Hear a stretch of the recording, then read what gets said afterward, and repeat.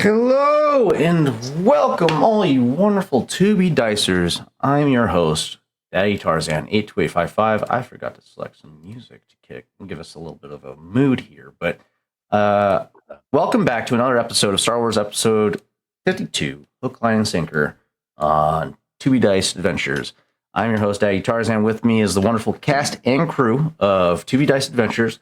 Let's go ahead and get a little quick cast roll call just to get things sorted out, and then we'll go from there. Starting off with you, Chav. It's been a while since I've been in the first seat. Hello, my name is Matt, also known as War-Torn Knight out there on the interwebs. Just dude hanging out and doing a bunch of different things online, and if you like me, that's all cool for you. And tonight I have the pleasure. I'm going first. This doesn't happen. I have the pleasure of playing the actual proven, beyond a shadow of the doubt, best pilot in the galaxy, nay, universe, as person who, from the planet of Nothuin and the Nothuin people, their gold skin reflective of the trophies and other awards that they deem that the world deems necessary to bestow upon them. That's how fucking good he is. A person who has been engineered better than any humanoid capable of being, specifically at piloting perfect fusion of man and machine. I give thee Agent Lancer Chad Fisto. There are whales in the Star Wars universe that pilot better than you. I'm going to just cargo eject the medbay. On to you, Dr. Besser Tam. Thank you for that wonderful intro, Jeff. Hello, I am playing Dr. Besser Tam. I'm Cymite. I play things on Twitch and YouTube and I have a TikTok that I never post on. Maybe find me somewhere. I don't know. I RP sometimes. It's great. On to Victor. Ooh. The controversial other best pilot in the galaxy. It's only controversial. There's no controversy. I already told you. It's only controversial if you decide to agree with the poor individual over there. He was just so excited to be first for the first time because as a pilot, it's very hard to come first. Anyway, hello everybody. It's me, Victor, the Story Weaver, and I play the one and only best and most reliable pilot you will encounter in the galaxy, Guy Nebra Soter, also known as Hawkbat. Such nickname has been earned because of the slings and arrows of the journey that it is to be the best pilot. Of course, we have other pilots in the party, and we are glad that they are here. After all, you do need someone to be the Uber of the party.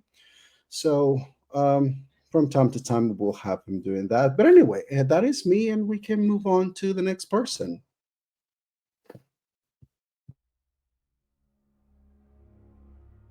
Hey guys, I'm Dia, also known as DFL.cos on all social media. I play Dart, who is a resident badass bounty hunter with far too many guns. If you're keen on my new content, we just wrapped up 2 cons back-to-back in the past 2 weekends. So I've started posting the images of that over on my Instagram at DFL.cos, so check that out. Yes, please check out Dia's cosplays. They are fucking top tier. We're currently posting, Farlin has been posted, Angel Dust has been posted, and then I'll post for Derby photos next. Ooh. Exciting. All right, and not round us off, we do have another cast member joining us later, but Rawl will be rounding off this introduction for this evening for now. Go ahead and introduce yourself. Last, but certainly not the least, but, you know, Rawl just loves causing chaos, right? We all can agree Rawl likes chaos, right? So doesn't ring a bell. So if there's a jump to the dark side this session, you'll know. Okay, you'll know. But hey, what's going on? I'm also known as Son of a Ghost on the interwebs, and I play Raw, our resident grenadier expert extraordinaire. Lovely to meet you all. Yes, hello. And yeah, I'm gonna be having the pleasure of entertaining you tonight. Buckle up. If we're, talking about jumping to the dark side, today's session is going to be a test of that conviction. We'll see. That being said, we will also be joined by Mask Ren cosplays as well later on once they are available. We decided to start off early since the primary cast that is currently in the scene is all together. So let's go ahead and get that started. Well, actually, before we get that started, let's get our announcements out of the way first. Which is going to be really quick because we don't have anything lined up for the week. So, just Edge of the Empire this week. We are currently in the process of lining up Dimensional Dial. Valley of Endless War is locked in for what day, Simite? The 15th of May. 15th of May. Our wonderful producer, Mike Santiago, St. Giorgio, Mike, who was responsible for designing all of 2B Dice's sets, is planning on returning Frontiers of Eberron back to 2B Dice Adventures. So be on the lookout for that. Extremely excited about that. It was a great campaign that we got to participate in, and being able to return that back to you guys is a wonderful treat. And then Dimensional Dial is in the process of locking in a date. We are looking for sometime in May. Other than that, we're back at it again next week with Star Wars Edge of the Empire. Just a quick little fun factoid for all you viewers. We are rapidly approaching the 2-year mark for Star Wars Edge of the Empire. It's been going on that long. I'm excited. The cast, the crew of Core Atlas's abilities reflect that amount of growth that has been going on so far. These guys are capable of doing so much, and I'm excited. That being said, let's get back into the scene that was set last episode. So, the crew of the Crypt Chasers, as in tandem with Core Atlas, or what remains of Core Atlas, have begun delving into the tomb of Darth Bane, a recently deceased Sith Lord, buried and nearly forgotten in the Valley of the Dark Lords on Korriban. The Crypt Chasers have uncovered a secret passageway, which subjected the party to an ambush of Sith alchemy, creatures known as the Tukata, who are force sensitive and feed on the force. They being drawn to several individuals that were attuned to the force, but only one of them made themselves known, their presence known. Rawl was then targeted by these creatures and dragged underground miles. Guy in hot pursuit, determined to not lose any member of his crew, and discovered they discovered a hidden tomb deep beneath the Valley of the Dark Lords, precariously located in the center of the valley. As if the tombs above were there to prevent this individual from ever getting out. Ego, welcome. Before I go any further, Ego, go ahead and introduce yourself. Give a quick little tidbit for your streamathon thing. Is that still going on, by the way? No, the donation link is still open, but okay. They've raised about over $1,800. Ooh, good. Yeah. But yes, hello, I'm Ren. I go by Masked Ren on the internet. I play Ego, Twilight scoundrel who's never done anything wrong in his life. Okay. Again, yes, if you want to check out Mask Ren's streamathon, they raised money for, what was it again? You're still muted. Sorry. I muted myself and unmuted myself in a different place. It's fine. I was saying it's not mine. I was just in it. Yes. Still it- associated. I suppose. It's for Trans Lifeline, a hotline for trans people in the US and Canada, for anyone who is feeling alone and maybe needs some help, or someone to talk to. Very good. Yes, if you would like to check that out, you can find Mask Ren on TikTok as well as Instagram, I believe, right? Yes, Under the same don't name? post it. I don't post there. Don't look at Instagram. TikTok. You can find Mask Ren on TikTok, where you can find the link to if you are inclined to support the program or the hotline. You can find that link there. That being said, let's go ahead and get back into the scene. As I was, where I left off was they had discovered a hidden tomb deep beneath the Valley of the Dark Lords that was precariously placed in the center of the valley, as if a means of protection or warding of this tomb ever being discovered or released, or penetrated is the correct word. While down there, Raul encountered several voices, one of which bidding him to go further into the... yes, it was several voices, not one, several. One of which was bidding him to go deeper into the tomb. The others warding him off. Guy had kept Raul in his peripherals, as well as trying to locate the rest of his team and get them all centrally located. While that was going on, he sent out a scouting droid to map out the tunnels that they now found themselves in, mapping out several kilometers of tunnels until his droid was taken by precarious means, to which he discovered a cavern that was very similarly structured as a nest of sorts. The crew then returned back up to the upper levels into the tomb of Darth Bane. My Obsidian's reloading for some reason. That's scary.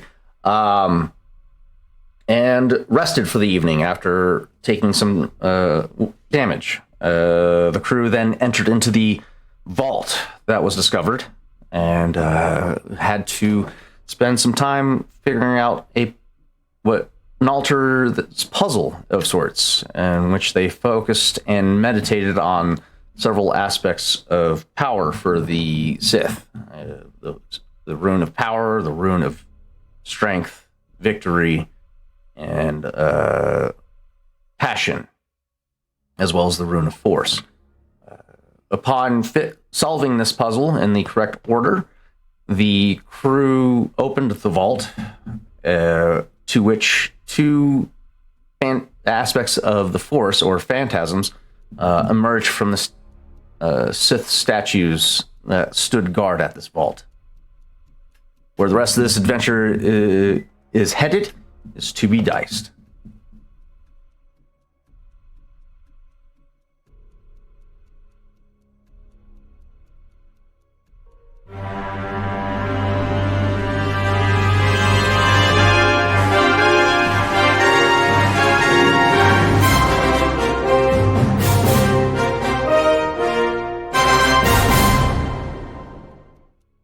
I just noticed you guys had already proactively rolled left side tokens and it is perfectly balanced. Well done. We ready? It's one more dark than light, but who's counting?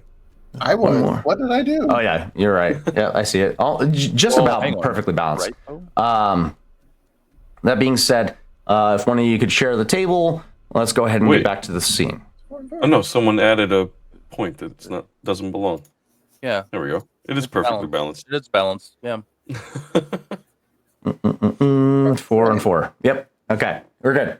All right. Yeah. If somebody could add the table, I'm Sure. going to need everybody to roll initiative. I don't want it. What? I'm scared. That being said, the active everybody is rolling vigilance as their Hey, initiative. Oh no. It's by far my worst characteristic. Excuse me. 5. 5. Damn. look. That's 5 is a pool, by the way. Tarzan, I'm gonna need you to chill. Came out swinging. Sheesh. Yeah, Literally buddy. came out swinging. Oh. Bez. Oh what? no. What did I do? Bez. Bez, no. Best rolled 0. That? To do this. What the? I need you guys to roll initiative, and Dr. Bass says, I'll sit this one out. Here, leave me alone.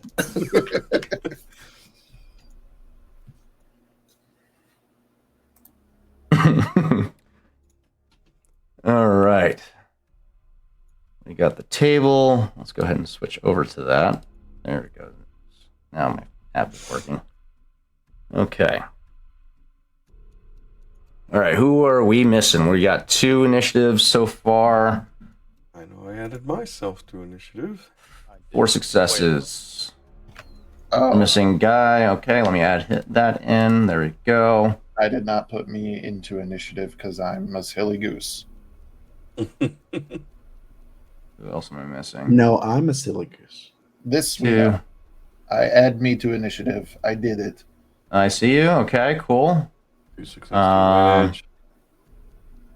advantage. 1 success, 2 advantages. Oh, we're missing Dove from the initiative. Okay, let me add that. Her in. There we go. Okay. Ego, where are you at? There you are. 2 and 4. 2 and 4. You're up. You're up there, but you're not in the initiative, so let's add you in. There we go. There we go. There we go. All right. Cool, cool, cool. My NPCs go fucking first. How delightful. Yeah, to be fair, they are force apparitions that popped out of fucking nowhere. All right. All right. To set the scene, these silvery apparitions that started out in the statues before you, they stand erect from the statues and take a step forward, turning their blades upright. And as they do, the silhouettes of these translucent beings turns into a violent red color. The blades that they wield exuding this magnificent red ray of energy, and they take up an offensive stance. And originally they poised themselves facing at Rawl at the center of the chamber. They turn outward. The first one lunges forth, and he's going to go for Guy. Just before, just letting you know, because I know that we were talking about this before. Dodge on for Guy, so I'm gonna take Okay. him 1 point of strain, and that means that increases Difficulty. the difficulty by 1. Okay. All right. Roll as. There we go. The apparition lunges forth, blade ignited. This 15 foot tall apparition swings downward at you with a wide arc. The blade passes through you. Doesn't the pain itself is indescribable, but it does not cut you. However, you take 10 points, sorry, of wounds as this electrical sensation overwhelms your senses. Does my soak count?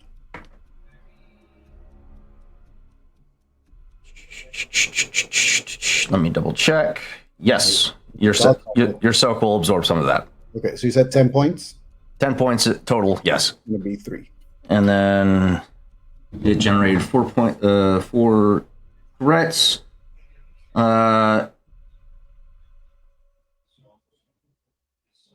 Grants the enemy a significant advantage in the ongoing encounter, such as accidentally blasting controls, blah, blah, blah. I'll give you a boost die to your next turn, or next ability check. And then I'll grant, that's 4, so another 2 to the following player character's next ability check as well. All right.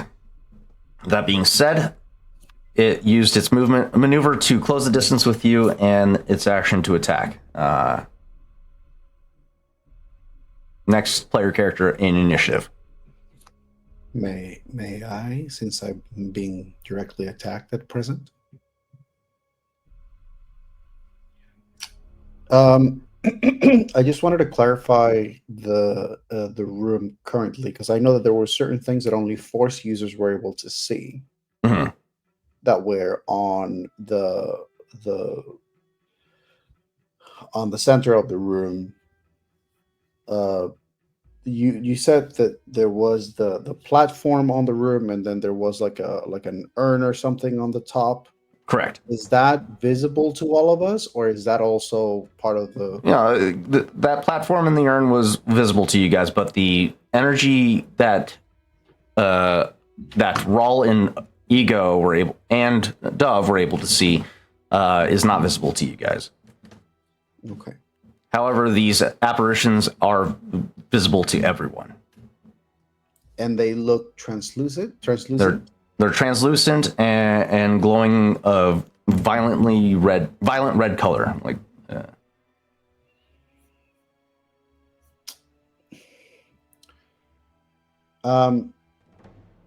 Guy is going to, as soon as he tries to move away from this attack, it doesn't work.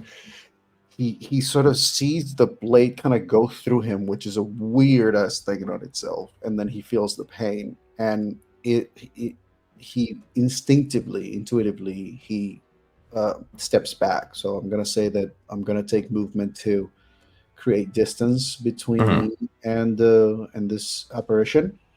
Okay. And I think Guy is going to look between these two creatures, this ghostly things. The statues are still in place, correct?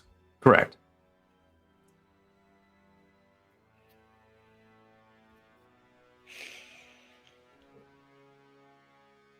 I'm gonna do it because I've had this thought since last session, so I'm just gonna commit to it. Okay. Guy's gonna see these two apparitions: the door, the statues, the apparitions, the altar on the center. He's going to aim his weapon and he's going to shoot at the urn. Okay. Go ahead and take a shot at the urn. It's within short distance of you.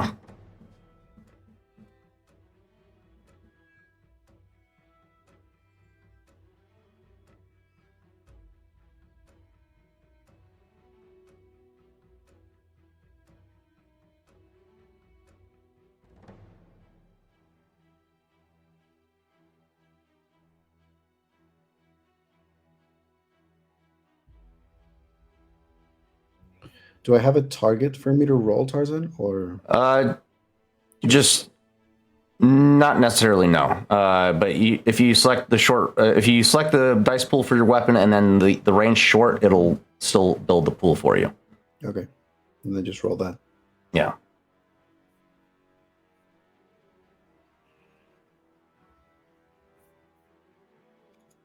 Ooh, sheesh. Okay, that's 14 points of damage. My God. I forgot to reveal these things to you. Sorry. There we go.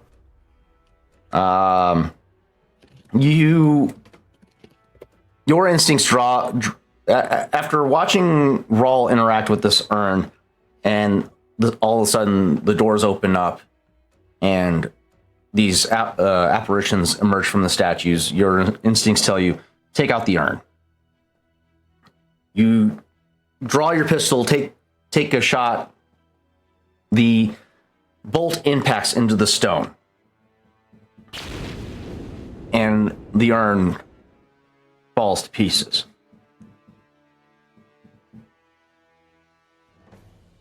Is there anything else you would like to do with your turn? Do I see anything happening with the specters? Not at this time. Would I be able to use my advantages for my dual weaponry? To affect another target? Yes. You have enough advantages, so yeah, you could hit multiple targets within the same range band, yeah. Which you would have been at, you could hit one other target with that ability. Yeah, I'm gonna say that guy right now is in the process of trying to figure out what the hell is happening. So his way of being is like, well, urn potentially could be source, so let me shoot at that, and then simultaneously also let's go ahead and shoot at the thing, the phantasm. Okay, the phantom thing, because what the hell? Got it. Okay, that's 14 points plus an additional hit of 7.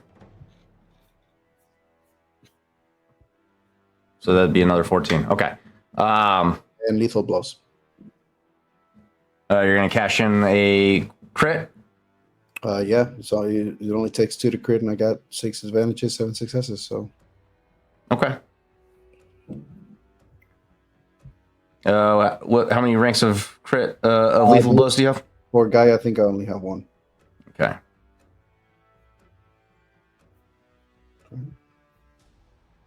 All right. Okay. Next player initiative, please.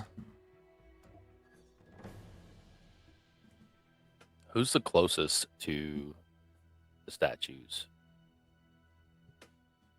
I mean, everybody's within short distance of these statues. Okay. I would like to go next, if possible. If everyone's okay with that. Gonna use my ability to summon my Vibroaxe, and I'm gonna swing and try to decapitate one of the statues. Okay. Are you gonna climb up, or this is like a 15-foot tall statue? 15-foot tall? Yeah. This thing's huge. These apparitions are standing the same height as the statues. It's short distance, right? I can throw this thing. Yeah, you could. You definitely could. Okay. Go ahead and make a ranged light attack for me. Short distance.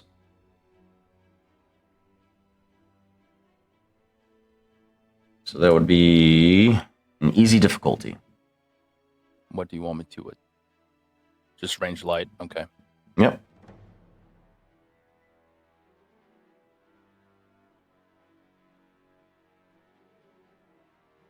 No failures, 1 threat to beat. Take away those. What the hell? Oh, it still said slug thrower. Hang on. It's not letting me do it because I can't. The ranged light ability. It's combat skills on your skills list. Hang on. Hold on. I think that's still the same ability though. Range light. Yeah. No, it's still the same ability. Just because you have Suckler listed doesn't mean anything. Okay. All right. So yeah, nothing hits. Unfortunately, you go. Your blade impacts into the statue. You watch as a fissure is generated around the neck of the statue, but it does not break. The axe embeds itself in there, and that's about it. Okay. Anything else? You got a maneuver, incidental. I will maneuver and get on my hoverboard. The partner. Interesting. Okay, got it. All right. Next is the second phantasm. The phantasm, the left statue's phantasm emerges, overturns its blade, erecting it upright, and goes for Dr. Bess. Comes down with a violent overhead strike as well, down on top of you. I don't have my shield up yet, sir. Sorry.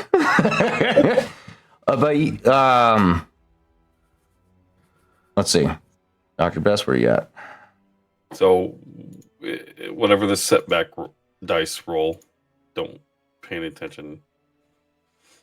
No worries. Okay. Here we go. Bess, you as well take this attack as you don't take any physical lesions or whatnot, but your body is overwhelmed with this overwhelming sense of pain or electricity surging through your body. You take 7 points of damage minus your soak. So and he used his maneuver to close the distance from short to engaged. So, for a visual perspective, the statues came out from the statues facing Rawl at the center of the chamber. They turn outward and start making their way towards the exterior of the chamber, taking on Guy and Dr. Bess. That will end their turn. Next 4 player characters in the initiative, please. I think I'm. Okay, still within. Oh, you go ahead. No, I was just looking at the tracker thing. I think it's me. But he goes outside, trying to recoup, and I think there's just like a break in a moment where you see Ego with their hand over their face, like, "You're not this. This is not you. Like, focus up. This is not. We are not this." And then everything starts to kick off behind him. So he's sorry. Yes. I actually have a thing. Can I parry? Can you parry the attack? When hit by a melee attack, suffer 3 strain to reduce damage. Plus. It's an incidental, right? Or a passive? It is. Yeah. Yeah, he can use that to reduce the damage. Maybe parry while unarmed. Okay, so it just reduces it by 2, I think.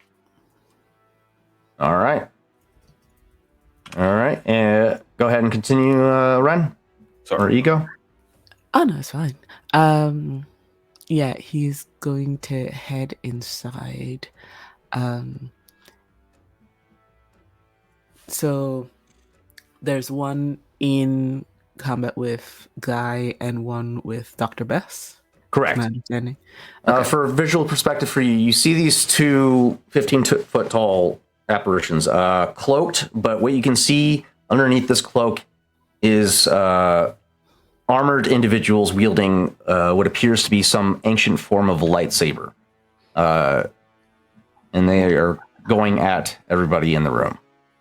Tight. Okay. I'm going to try and use my influence power with control emotion / belief.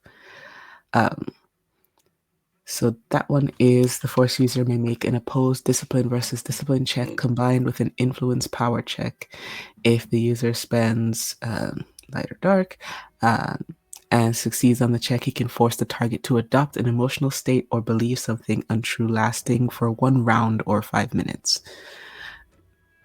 So my goal with that is to make the one on top, Dr. Best, believe that he is friendly.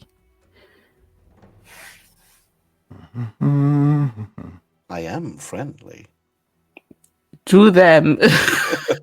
Ah. Okay.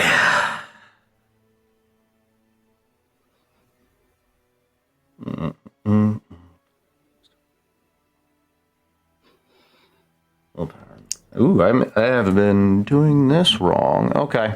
Go ahead and you can go ahead and use the ability. Okay.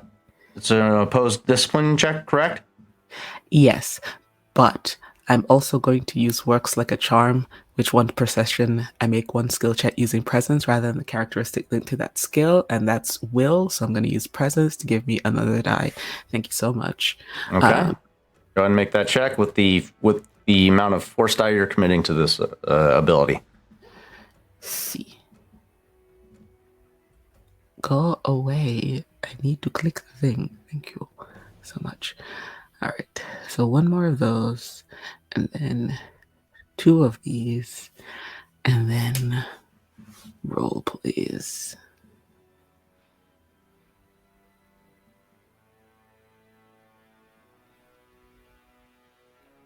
Christ alive. You got 2 points to work with, so that should activate the ability. Does it activate the specific section, or does that give you enough points to activate the specific section of the ability that you're trying to use? Yeah, it's the 2nd level, so that's 2. Okay. All right. I'm going to cash in a dark side token to upgrade one of these abilities. This is a hard difficulty in comparison. So let's see.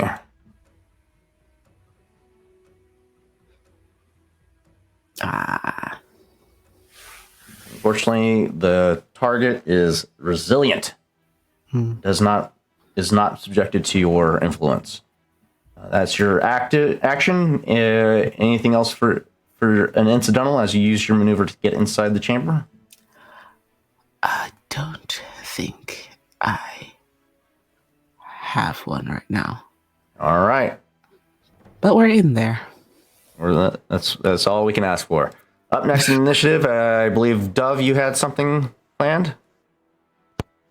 Question: when we have long-range weapons, are they still effective at a shorter range? Would it just be a difficulty thing? Yes. It should still calculate the difficulty for you using long-range weapons. They're in short range of you, so the difficulty should be easy unless there's a factor already in place. Right. Is the enemy's token represented by this hooded figure? The red tokens, yes. Red The token, question okay. with the question marks. Okay. Dove is going to take aim at likely this statue that has the clearest point of view from her. Mechanically, I'm just choosing the first red token that comes up because it's been a hot minute since I've actually been involved in combat. No worries. So, let's see how this goes. I should make these guys known to you so you guys can see the difference. All right, there we go. We are targeting Sith Phantom number 2. There we go. Let her rip. Whoo! Holy shit! Hi, I'm back. God damn! Light repeating blaster, 19 damage base? Mm-hmm. That is insane. In addition to that, 2 ranks of Pierce, 2 ranks of Barrage. We are short range, so that's another 5 damage via point blank? You have to activate those abilities with advantages. So you have 3, so you can't activate one of those abilities. I will use my point blank for an additional 5 damage. Ooh, shit. Okay, so that's 28 damage. Holy fuck. Am I meant to follow that up? Am I meant to punch a ghost and follow that up? All right. My question is there a visible reaction to all of this damage from blaster fire? Would you like to use your action to perceive? I have to use Something? my action to perceive. Yes, you do. Yes, you do. You know what? Fuck it. I will, because Dove's gonna do so It's a much better with it anyway, but I'll wait my fucking turn. Performing at the a end of the skill check is an action. I will wait until the end of this round of initiative, so that other people can do other things. All right. Okay, next player character in the initiative, unless Dove, you have a maneuver you would like to do, like aim or to give yourself a bonus, assist somebody, guarded. Let's see. A lot of my things are passives, more than anything, which is great for me. I'm just going to use my brace maneuver to remove 1 setback die from the next action. Okay, sounds good. All right, next player. Shoot a ghost, she said bad. Say again? You asked Dove to shoot a ghost. She said bad. I like it. All right, I'm guessing that leaves Bess next. Yes. Bess, you just took a overhead strike from this massive towering aspect of the force. What do you do? Before this point in his life, Question. Bess had always Sorry. thought of the Force as something that, like, was just, mystics talked about, and it was just whispered in conversation with people who, the masses, Now seeing it confirmed in front of him and attacking him, he's a little bit wary. Mm-hmm. He's going to activate his shield and just back up. Not sure that he can actually deal any damage to these things anyway. Okay, so you're going to use your action to activate I think then to interact with gear. That's environment is maneuver, actions. Spend an action to activate an ability, which you're activating, or no. Interact with manage gear. Maneuver is load a weapon, put away items or weapons, draw a holster, load, activating force power, activating an ability. Does it say on the item itself whether or not it's an action to activate or maneuver? I don't have anything like that. I don't have the Generate a shield. I don't have the shield actively open. Let's see. Has enough power to last 10 minutes recharging, so it requires 3 hours. It doesn't say. Okay, well, we're going to count it as a maneuver to activate the shielding. You have an action. You can use your action to gain another maneuver if you'd like. It costs you 2 points of strain to do so. Yes, I will just back up and kind of put myself between someone else and this thing. I don't have a lot of health. I don't want to fuck with these things. All right, so you run towards Dove as they're in your corner of the chamber and use them. I do spare a glance over for whoever else is getting hit. It doesn't look like they're hurt all that bad, right? So I just... I'm just gonna wait. Okay. That will end Bess's turn. Last player in the initiative, please. And Tarzan, was that last shot of mine a crit? I'm just wondering where lethal blows works in, because I've got 2 ranks of that, and it's plus 10 per rank of lethal blows to any critical injury.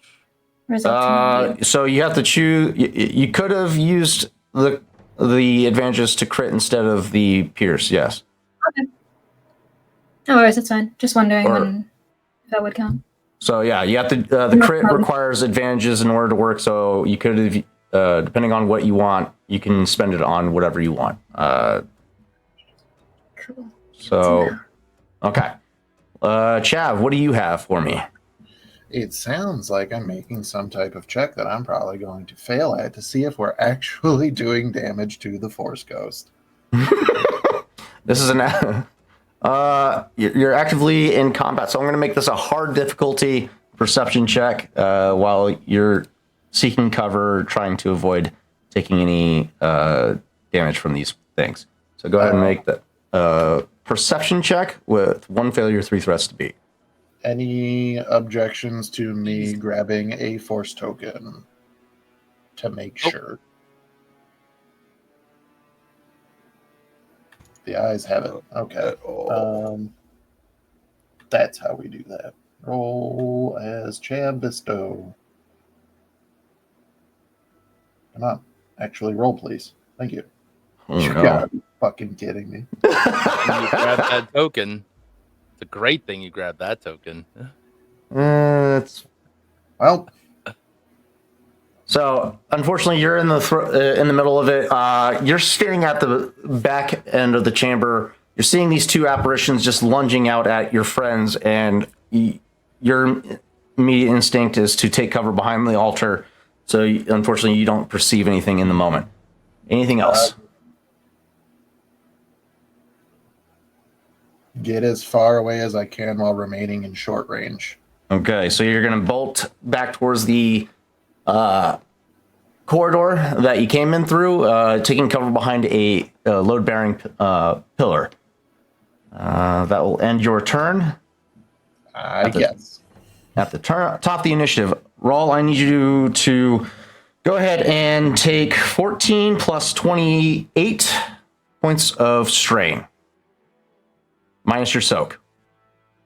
What? 14 plus 28? Sorry. That was the damage that was done so far. You can calculate your soak to both totals. So your soak minus 14, 14 minus your soak, and then 28 minus your soak. Hang on, because I gotta do things. And pull out my calculator. That's a lot of math. Oh my god. Okay, so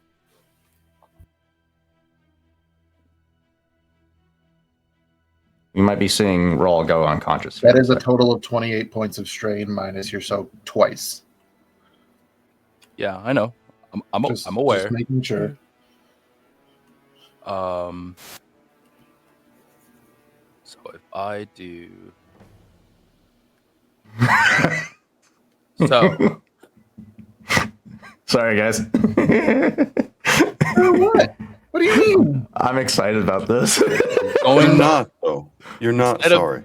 instead of taking that strain, I'm gonna be taking 34 points of wound and 1 strain. Actually, correction.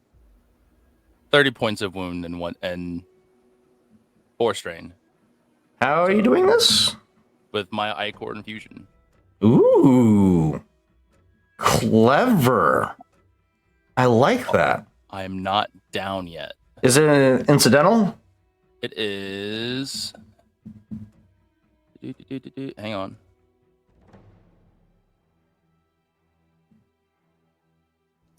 I will say though, and I'd hate to be this person, but as it's written, I don't think you can trade off both strain and wounds on the same go. No, I'm not. What I'm doing is he's doing strain damage to me, and then I am doing. Oh, you're transforming into I'm wounds. Got it. taking it into wounds, so that way I can do that, and it's a And stay conscious, yeah. It's a maneuver? yes. If I suffer more strain, I could do it as a free maneuver. Maneuvers are on your turn, however. All right, then I'm just down. Fuck it. Sorry, buddy. That's fine. You guys are taking these shots at these apparitions, and as you do, Dove, you're unloading into these Sith apparitions. Guy, you're blasting the altar as well as the apparition. And as you guys unload into these two aspects, you watch as Rawl just violently convulses and falls unconscious. Yeah, I don't have any incidentals that could help here. Sorry. As that happens, at the top of the initiative, the Sith and Phantoms close the distance with you, Guy, and make another attack. Strain for a dodge. Okay. Difficulty.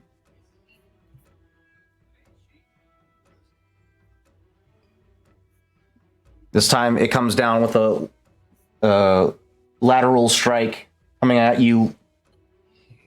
You narrowly backstepping from this strike, dodging the attack. That'll end its turn as it closes the distance and makes the attack. Next player in the initiative, please.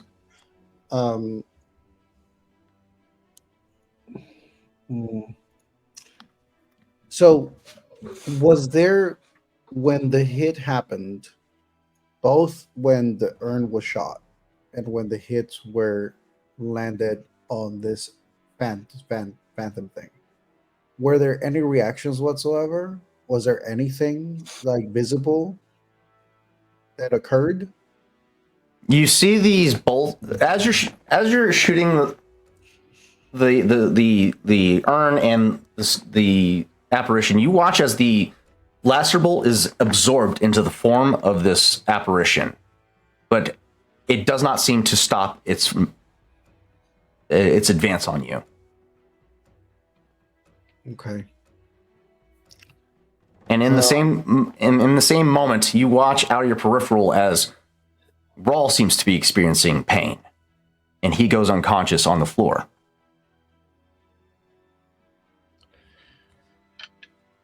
How far are the statues from me? The statues are within short range of you. This chamber's not that big. Okay. I'm going to say that, I mean, right now, Lengthwise. Guy is just sort of trying to sort things out. Shooting the urn didn't work. This thing is absorbing the damage, doesn't seem to be doing anything. Ral now is unconscious. These things are ghosts. I think I'm going to move around. So my movement is going to be basically around this thing instead of like stepping back. I'm basically moving to get a clear shot of the actual statues. Okay. Oh yeah, And- that's a good point. Rawl, you also took a off balance crit, so you have a setback to your next skill check. If that's the case, I have What something. skill check? Dude's brain dead. What do you mean? You're just trying to have a nice dream, you know. Also, the door didn't open, right? Door is open. Yes, Door the vault is open. This seems to be a reaction to the vault opening. Guys, you guys are forgetting you have a doctor now. Mm-hmm. This is fine. He'll be okay. Nothing a little adrenaline shot can't fix. Bacta is the miracle drug. Okay. I'm going to say that what Guy is going to do is he's going to maneuver around this phantasm and is going to make his way toward the door while making his way. I don't know how far, like how close to the door I can get on this turn, because I don't know. Okay. I don't remember what the mechanics are, but I think Guy's going to basically start moving toward the door, back toward the door, weaponry. As he's moving, before he gets to do this, and he moves around the phantasm, he actually attempts to shoot at the statue to try to see if it hits, to see if there's a reaction in the ghost thing. Okay. Once Go the ahead and- statue is hit. Go ahead and make another ranged attack, short distance on the statue. While he's doing that, Tarzan, I need you to roll a second critical die because I have an incidental for that specifically. What you mean? Damn. Survivor's Instincts. Once per session, when the character suffers a critical injury, spend 1 destiny point. Then the attacker must roll 2 results, and I can choose which result to take. Oh, so you're looking for a different Yes. crit injury. Yes. Okay. So that way it is not detrimental to myself or the party. Okay. You have a choice between either off balance or stinger. Stinger increases the difficulty of the next check by 1. So both of them only affect 1 skill check or 1 check. Okay. What did I have before? Head ringer, which adds a setback to your next skill check. Okay. Or off balance, sorry. Yeah, I'll take Stinger instead. Okay. Sounds good.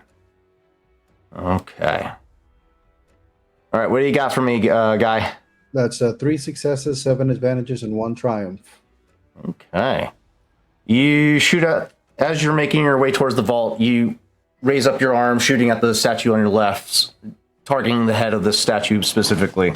The statue, a portion of the head of the statue explodes, and rocks tumble to the ground as the statue still stands erect. But as you turn your focus to the apparitions in hopes of some type of reaction, there seems to be none. Okay. I think probably Guy is going to call out to Bess, just sort of Doc, as a way of sort of like emphasizing the fact that Rawl is down. And so what Guy's attempting to do is that Guy's attempting to basically stand right in front of the open door to attempt to cover Bess while Bess is potentially gets to tend to Rawl and potentially see if there's anything he can see from the door. Mm-hmm. All right, that'll end your turn. Go ahead, and next player in initiative, please. Galaxy Master, I have a quick question before we do the next thing. Okay. This room, not a huge room. It's about 50 feet in length, 40 feet in width. But we're all kind of clumped up next Just to about, the altar, yeah. except for Chav, Correct. or except for Guy, because he walked through the door. So I could feasibly just walk to Rawl. Yes. Currently, Guy, who was off to the left of the altar and was engaged with the phantom, circled around it, went towards the vault door, took a shot at the statue. Dove, who was off to the right of the altar, took a shot at the phantom on the right, maintaining their defensive position. You retreated behind Dove to get cover with her in her power suit. And Ego had just entered the chamber to see all this going down as Rawl falls unconscious. So yes. Chav, I will then leave it to you. What do you want to do?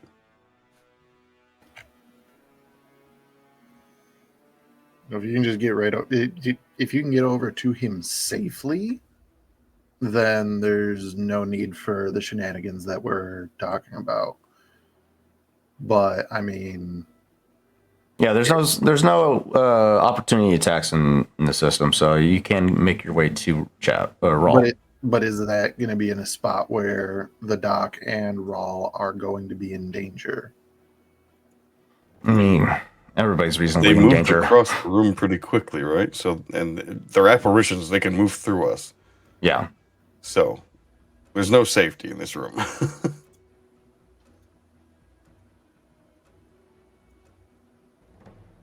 Damn, if only I was here, I could make safety. I'm curious as how. Could we? I'll give you this. You guys can. There's reasonable assumption that Rawl is somehow connected to these two apparitions. Yeah, aggressively. It's a very toxic relationship. Yeah, you love them; they hate you. Generally, how it works, actually. So, if you guys continue to hurt these apparitions, it's reasonable to assume Rawl will be experiencing the effects. The door opened, and then these things Came out. came out. Can we see in the door? Would you like to make a perception check? This will be easier for you. Is that also going to be my action? Yep. Damn you, action! Spend an action to activate. Oh wait, nope. Performing a skill check, yes, is an action. So perception is a skill check. So therefore, Chav, Wow. who's going? can I yell something to Chav before he takes his turn? Now, turn incidental is still an incidental. So yes. Okay. Chav, pull him through the door we're going through. Maybe that will stop this.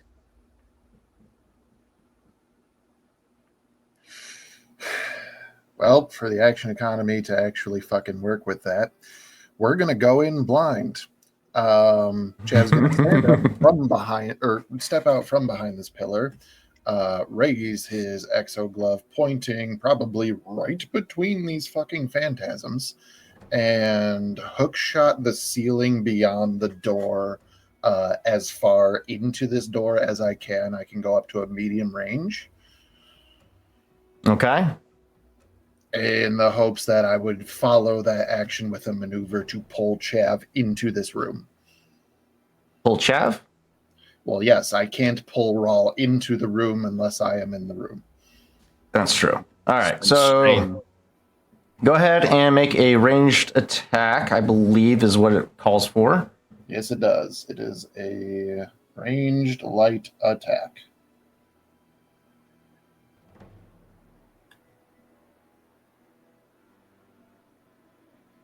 I'm so excited about this fight.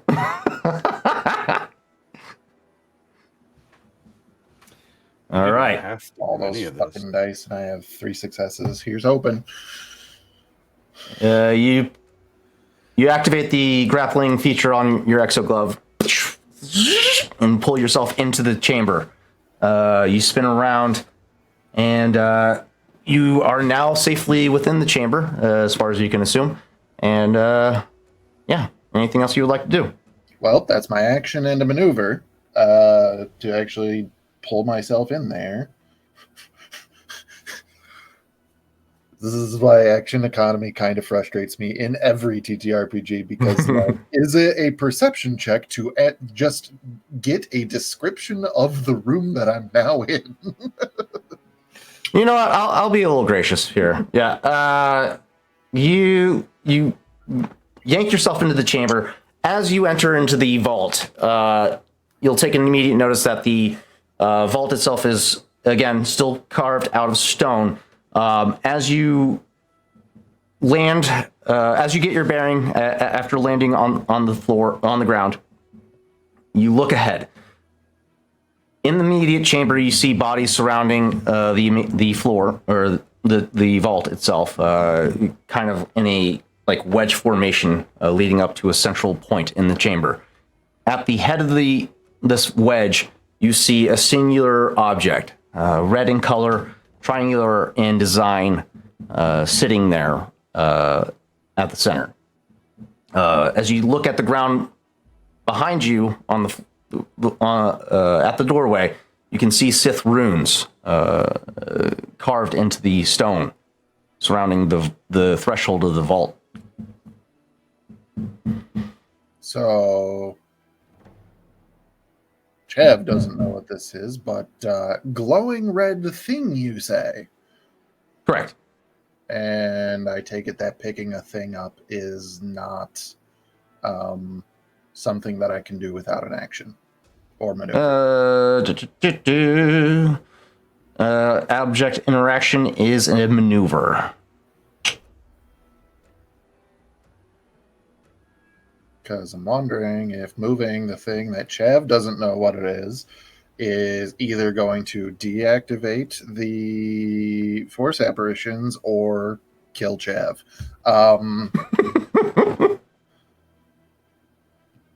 So after an action in a maneuver, a person can spend strain to do a second maneuver still, right? Correct. How much strain? It's another 2 points of strain. Fuck it, we ball. I'm going to grab the thing. With the exo glove, so it's not directly touching my skin. Actually, it's either the exo glove or the mechanical arm, so we're going to do the That's exo fair. glove. That's fair. Okay. You rush over, pick up this this pyramid like structure. As you approach, you'll take immediate notice to the Sith runes carved into the structure of this pyramid, and you pick it up and turn your attention back towards the threshold of the vault.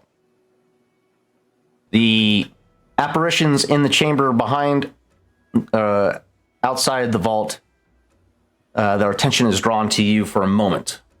Oh! As their attention is drawn to you, they stand, they maneuver towards Rawl, For what? who lies unconscious on the ground. Their blades overturn, set in the stone. They kneel and disapparate.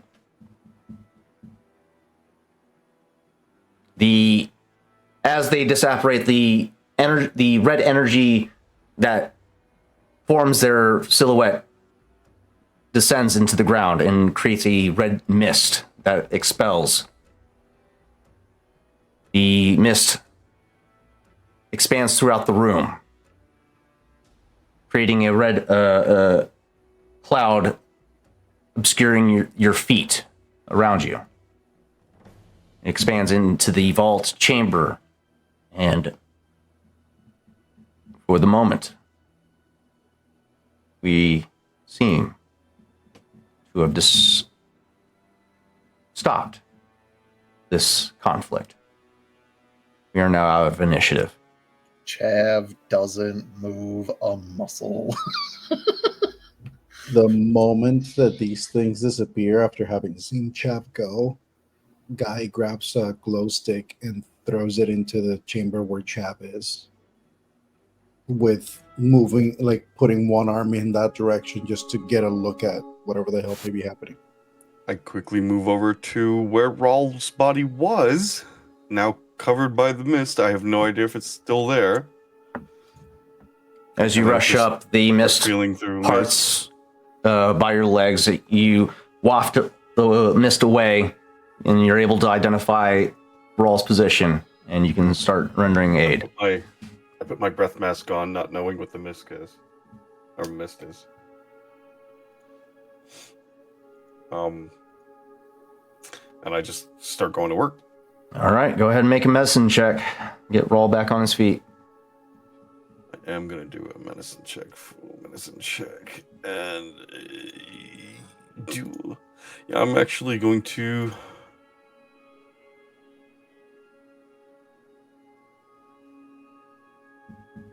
I'm going to lower the difficulty of it. No difficulty, as this is strain that he's recovering from, not wounds. There's no physical wounds that you're treating. Okay.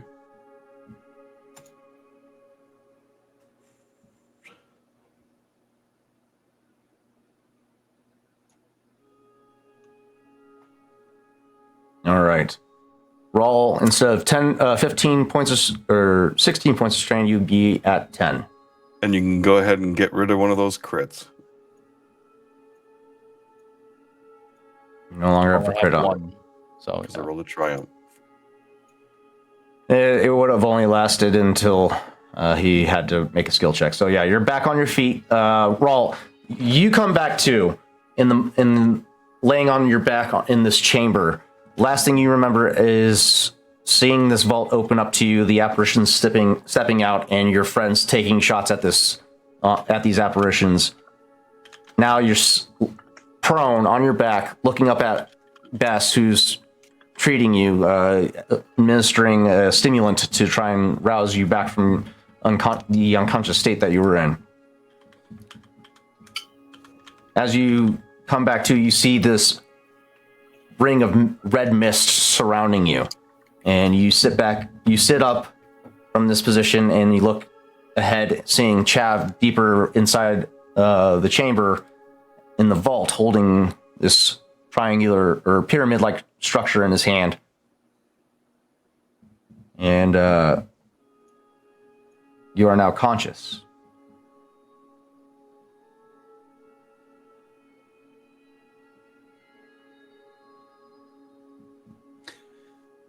I think Look at me. How many fingers am I holding up?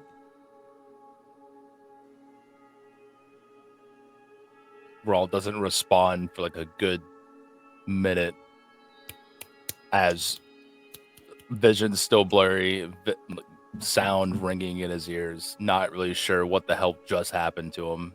Last thing he remembered, he was trying to fly at this statue, and next, nothing. Think he hit his head when he fell. Bit concussed. I'm gonna help you to your feet now. Wordlessly, he kind of just raises a hand. Hmm. Not really at you, just up. I think Guy has a moment that is just like, and this is all being done for the love of science, he said. If that's towards Chin, I actually want to hear the answer. Camden. Camden, yeah. Why did I say Chandler? Camden, Chandler's here. Friends are here. he's a paleontologist, not an archaeologist. Chandler Bong? Camden, looking around, astonished at not astonished, but more intrigued by this series of events. This is some strange form of Sith magic. It seemed to have tethered itself to Rawl. Quite interesting. Yes. Had Interesting. Interesting. But dangerous. You can see that, yes?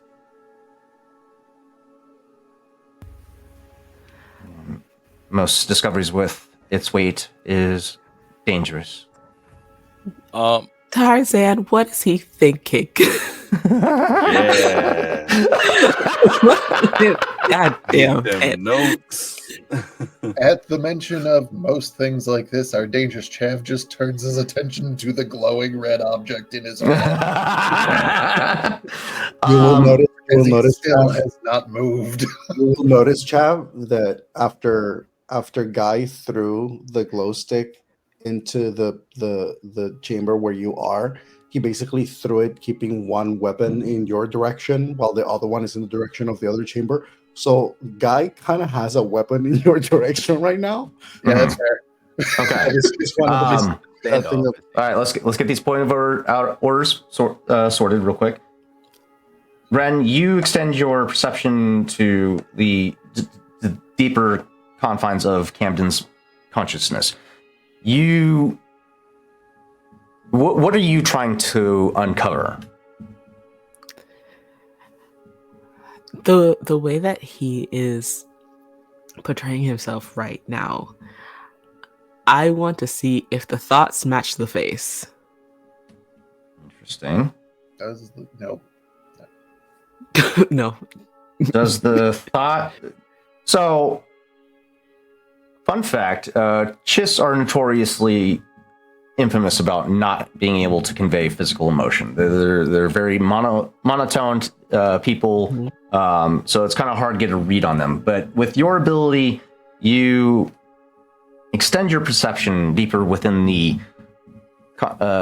deeper confines of Camden's mind, you see his attention is drawn very much. His focus is locked in on Chav and this object that he is now in possession of. He's intrigued by it. He's you don't sense you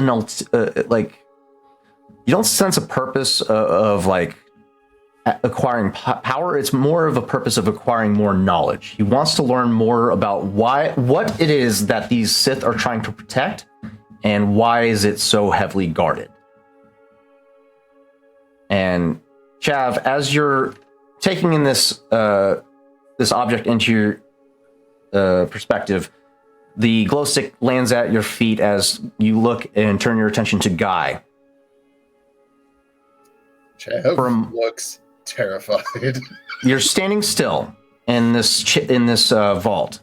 Mm-hmm. You feel the power, the thrum of power, vibrating throughout this pyramid. And as you're trying to remain calm and still, not knowing exactly what it is you're in possession of, you can't help but have your attention drawn to the sound of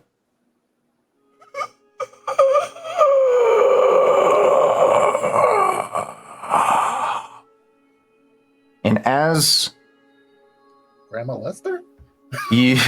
As you hear these groans, 11 bodies rise from the mist.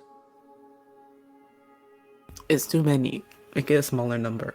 Before you continue describing the scene, because I wanted to try to do this while this moment is happening, can I take a moment to use the Force to perceive and sense myself? What would you like to perceive? Just if everything that connects me to the Force is normal. You're trying to sense if you're tethered to anything again. As you try to detect anything abnormal, let's go ahead and roll initiative once more. This is going to be a quick battle, but a battle nonetheless. But you do not detect anything tethered to you in this moment. Okay. I would normally ask you to roll a force ability check, but this is an out of turn situation. However, Chav is surrounded by undead. I don't wanna. Swell. Can I not? I would like to go back to a game where I did not do this. Oh, I saw Bess's vigilance and I thought it was mine. This is exciting. I like this. I like this a lot. So many undead creatures. There we go. Oh, we're rolling initiative again? Just one more initiative. This is a quick battle. These undead seem to be reactive to Chav in possession of the Sith Holocron. How quick do you want it? It's just going to be... Trust me, it's not going to be that long. Yeah, because I'm gonna die. How? Raul was asking if you would like him to kill them all in one turn. It's up to you, buddy. However, you got to roll initiative still. I did. Why ain't they updating? Here we go. There we go. Okay. Yeah. You guys are definitely going to kill these things before it gets off. Damn it. It would have been cool. All right, let's go ahead and kick it off. Who's going first?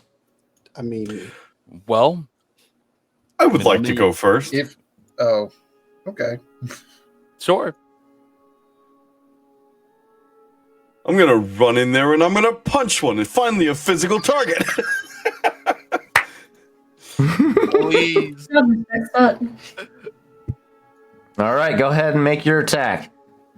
I'm gonna make it a precision strike and add in some anatomy lessons. Making an unarmed attack against. Do we have the enemy? Ooh, yes, sorry. I didn't reveal him. Here we go.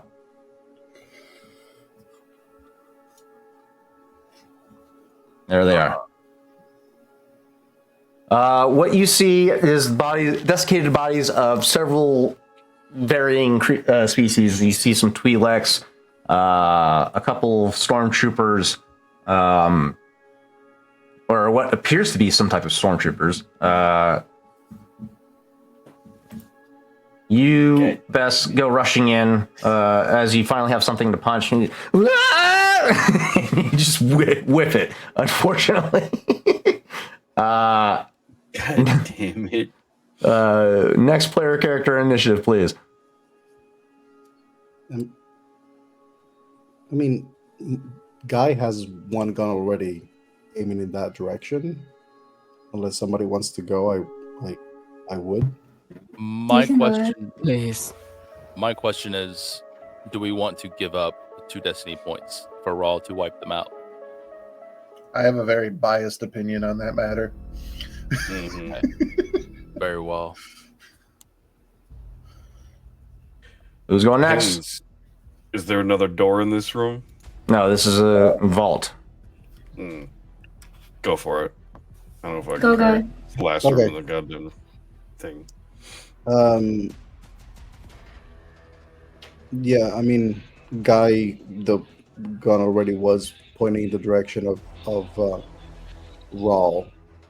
Sorry, of Chav, and then he hears the sounds and then sees these things start to move. What distance are these from me? At this range, it would be medium, since they're within the confines of the vault. Okay.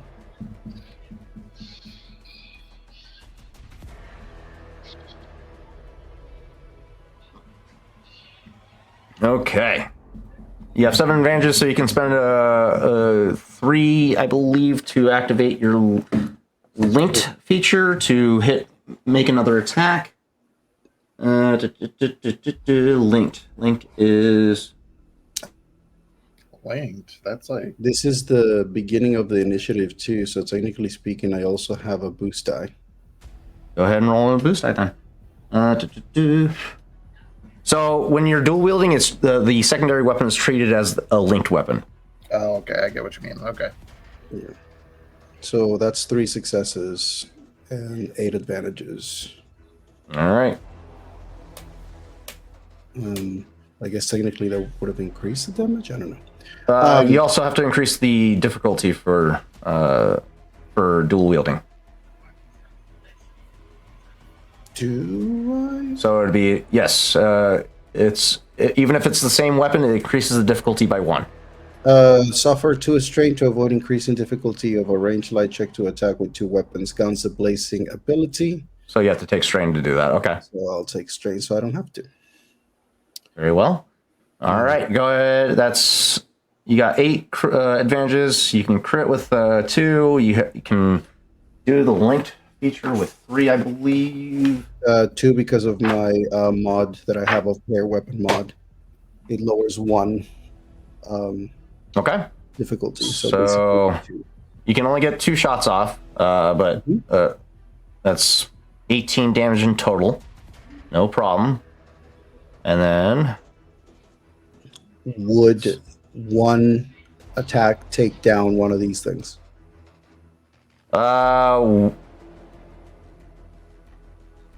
yeah, 1 would have killed 1.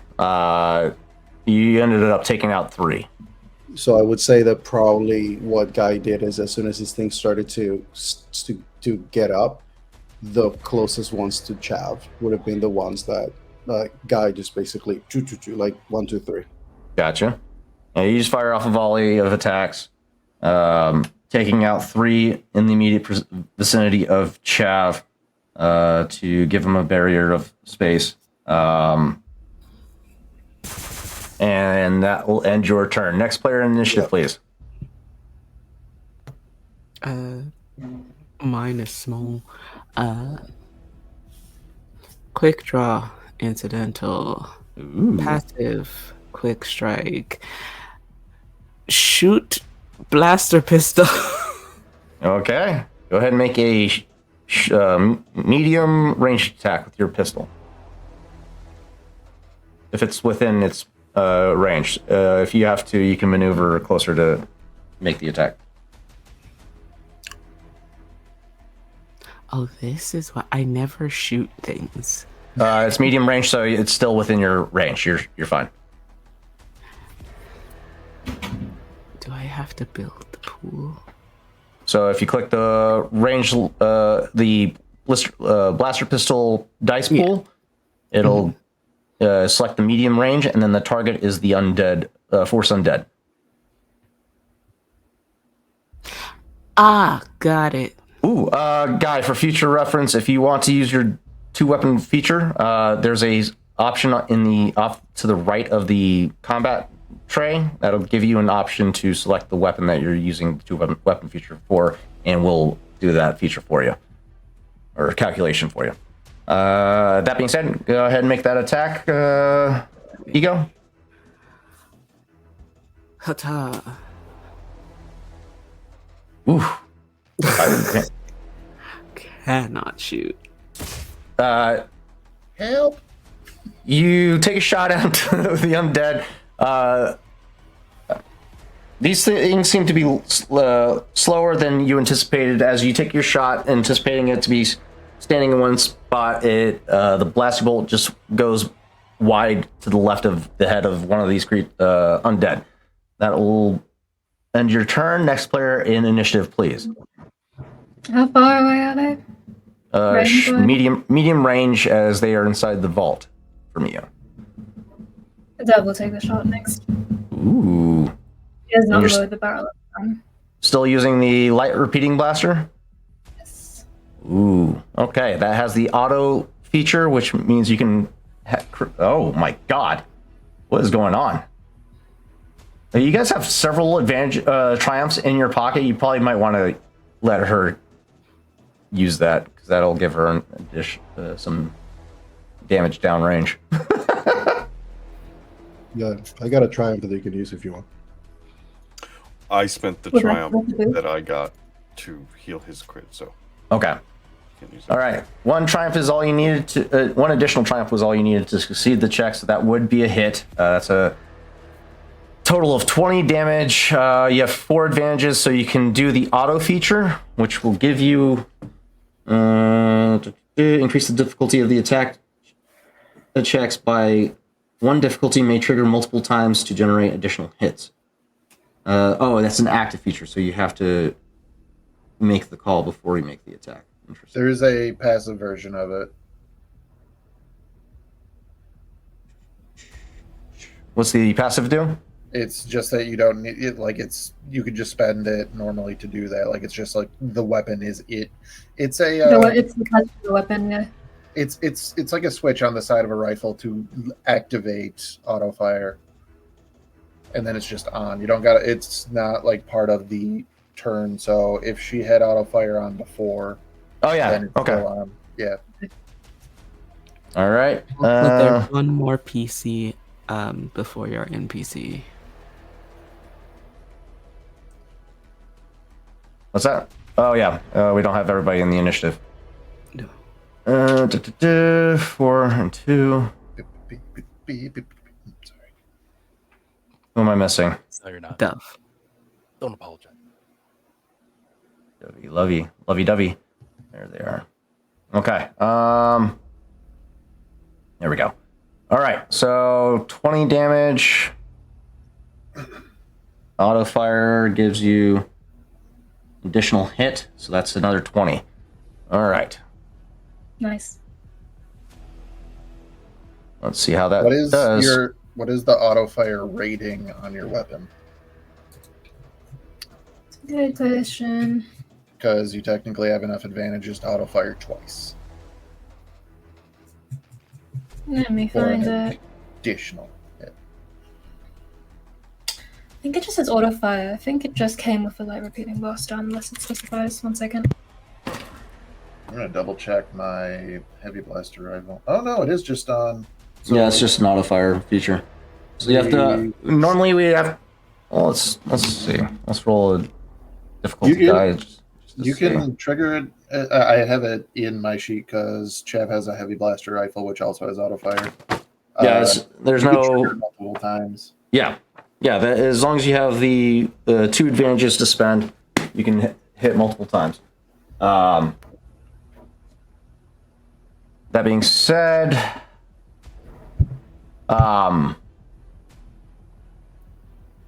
okay. Since I didn't call it beforehand, we'll still stick with it. Going forward, in order to use a weapon on the auto fire with the auto fire feature active, you have to increase the difficulty by 1. But we'll still stick with the outcome. That's 20 damage twice. Possibly. Let's see. That's 40 damage in total. Shit.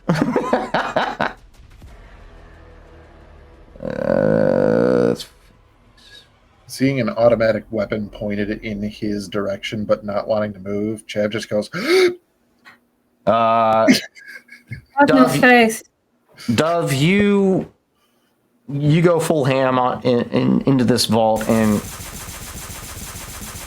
just cut down every last undead that just stood up. Well done. That'll end the second round of initiative. You guys successfully navigated this little reaction. Well done. All right. Chav, you want to stick around in the vault any longer? Or you gonna join the rest of your crew? Chav slowly lowers his arm and looks around at all of the dead things and just like, yeah, thanks. You can get up now. He's been standing the whole time, but it just hasn't been moving. And when you say like you can come out now, he just kind of like and points at Camden and just goes, "You make sure that none of that," and points at the fucking runes on the floor. And he goes, "You make sure none of that is gonna make me fucking dead."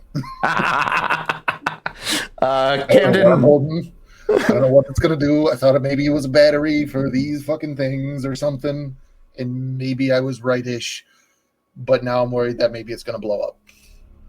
Camden rushes up as you point to the. He points at the door like, "You do not rush to me. You check the door first." Right, let me finish.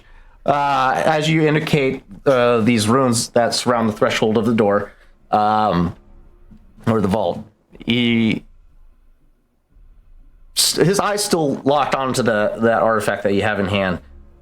If you would be so kind, please be careful with that holocron. Those things are tomes of lost knowledge. I fucking knew it. Yeah, Matt knew that. Chav doesn't.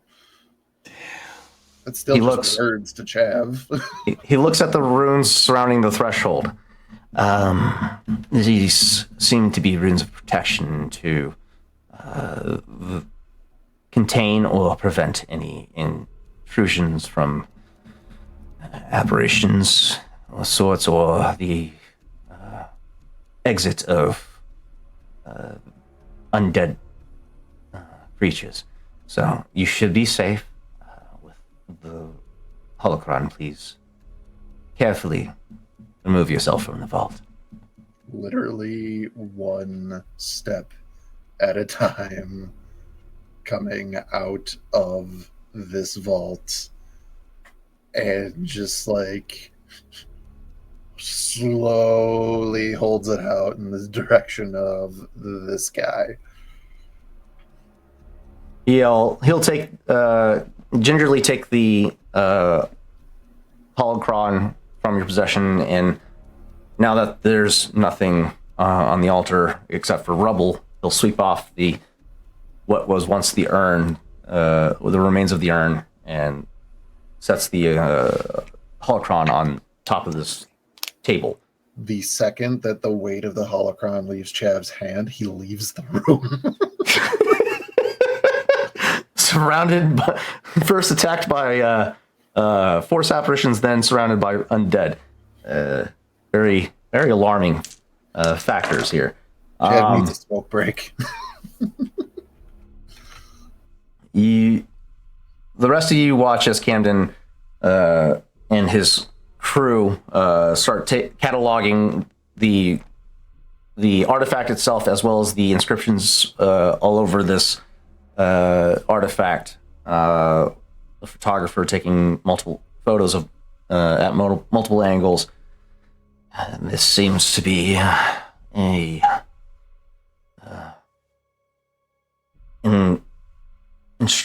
instructional guide of sorts, or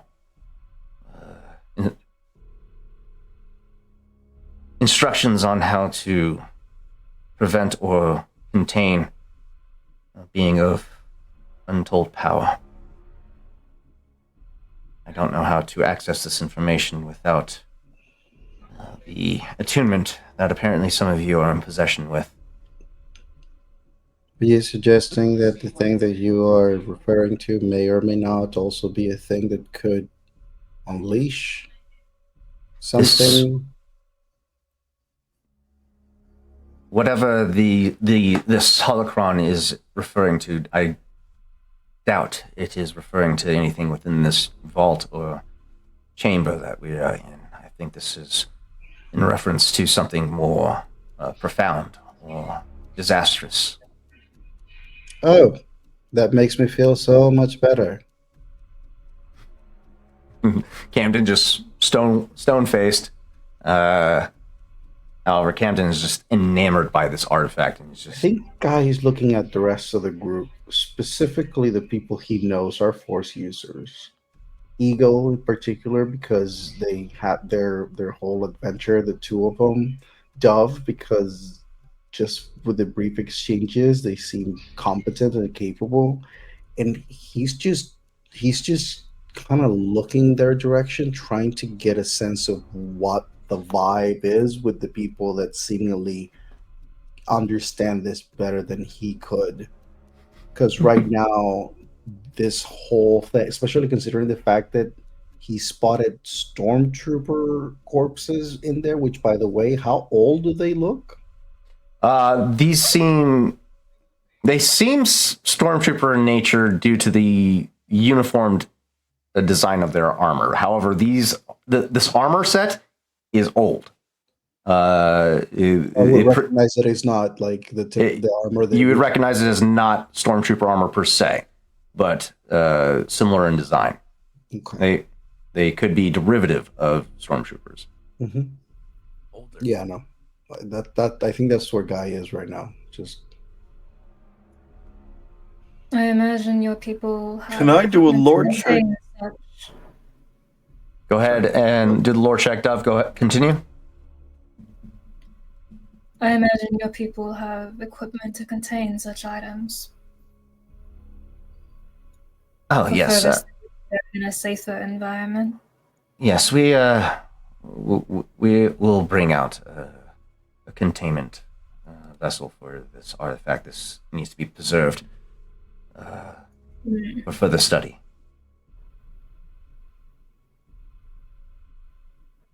Unfortunately, everything that's contained in this vault seems to be way beyond your aged well beyond current field knowledge. This could potentially predate the Empire, even the Republic. Is it the holocron? Ego's never interacted with one of these before. Is it giving off anything?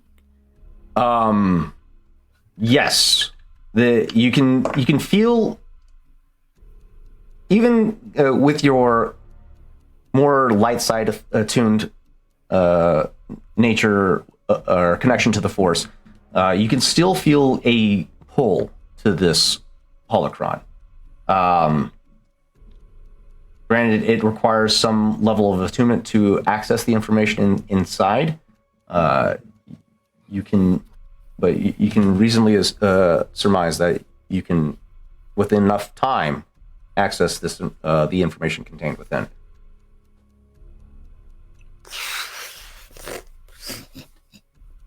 Sure.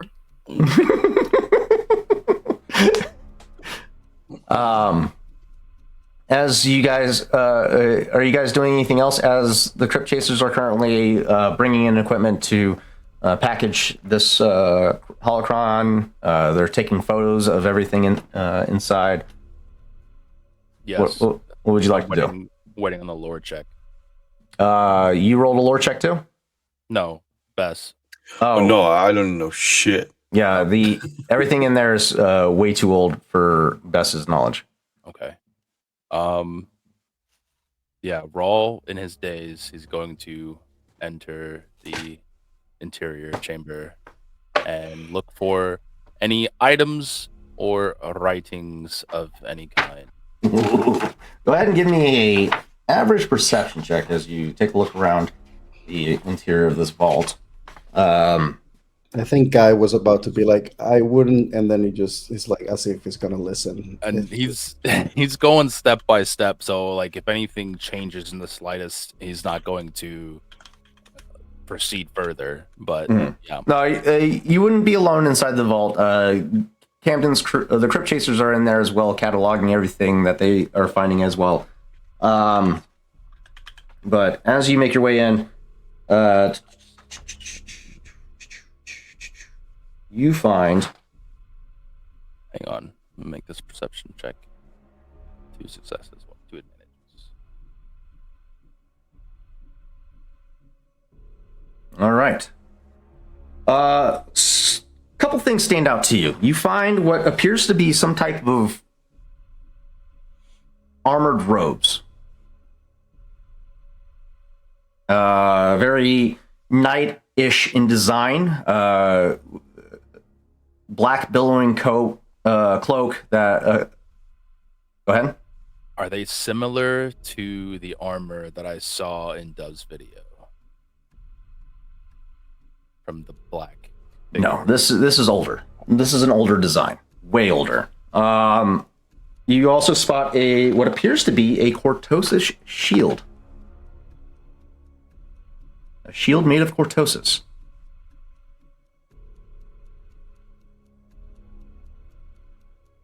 Okay. It's bulky in design. It's a very big piece of equipment, but you recognize it as it has the same level of the same reflective energy field as your Cortosis infusion to your blades. So it's active. Okay. No writings of any kind? No runic writings or whatnot, but it seems to be ceremonially placed alongside the armor that you found. So ornamental burial items. Correct. Or functioning ornamental burial items. As you look at the armor, you get a sense that you could... the fit for this armor is meant for somebody a little larger in stature than you. However, if you spend the time and the materials, you can get it to fit to your build as well. You just have to spend time altering it to your specifications. So if you don this armor now, any ability checks that you make, combat or otherwise, anything physical, will accrue a setback that cannot be removed until you fix it.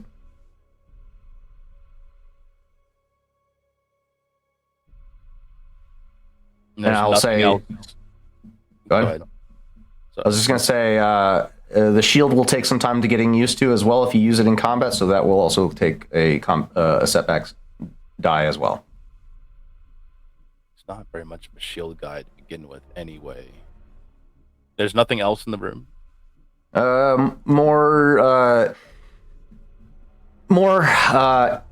ceremonial garbs and jewelry, stuff like that. Nothing that really calls out to you in the sense of combat. These are just what stood out to you the most, was the armor and the shield. Raw's gonna walk over to the jewelry that's displayed. Okay.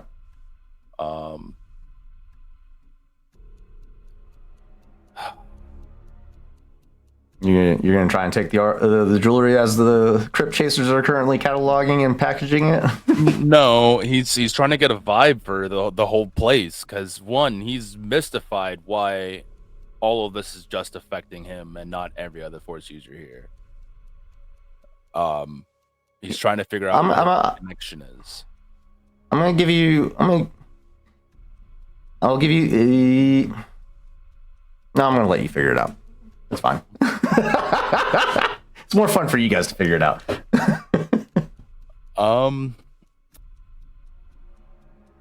Yeah, but the vibe is very much Sith, yes. So let me get this straight. Okay, so there's a pedestal that holds the armor, there's a pedestal that holds the shield, and there was a pedestal that held the holocron. The holocron was at the center of the chamber. As you entered, the armor and the shield was offset to the left. This one of the like fourth or fifth objects that you pass by before getting to the platform where the holocron was kept. You get a sense by the setup, the holocron was the most coveted item in this vault. Right. Mm-hmm. So it is in fact a vault, and not actually a burial chamber. There's no boxes or sarcophagi. Correct. Okay. I mean, there were like 11 dead people. Well, you know, just like a second. in Rawls' experience, that ain't new to him. Okay, Dathomir has a lot of undead shit. You get a sense that they were more there to guard the person's belongings. It was probably his security entourage that was buried with him alive. Cursed, literally. The jewelry, is it displayed on a table or also another pedestal? These would be like jewelry boxes. Some necklaces would be on display, some along those lines. Nothing significant, nothing signifying that these were like extremely coveted to the owner of this tomb. It's just more of he's bearing all of his belongings with him. Just ornamental display. Yeah. Okay. Were there any other weapons or items of note buried around the chamber? Sorry, found in the chamber? If you turn over the bodies of the undead, you'll find various blaster pistols, a blaster carbine or two. Nothing crazy. You'll find a couple vibro blades as well. I'd say about 3 vibro blades, 5 blaster pistols, and 2 blaster carbines. Dova's gonna take one of the vibro blades for the sake of taking a vibro blade. But the rest seem like an intense compared to what she is used to. Yeah. The vibro blades themselves are a little... they're very old. You'll have to spend some time refurbishing them to make them serviceable for combat, but they are... Yeah. It's going to be a Dove side project for the sake of having something to tinker with. What else do you guys got? For a third and final time, there's no books or scrolls in here. The only source of information was in Chav's hand, and now is currently being studied and packaged by the Crypt Chasers. Holocrons were their books. Yes. And I don't want to piss the party off. Do it, you pussy. But I gotta. Yes, Go ahead, Do Monty. it. My day. Rawl's gonna pick up the shield, and he's going to inspect it. As you do, one of the Crypt Chasers will interject as they're trying. Who's the photographer? Lim.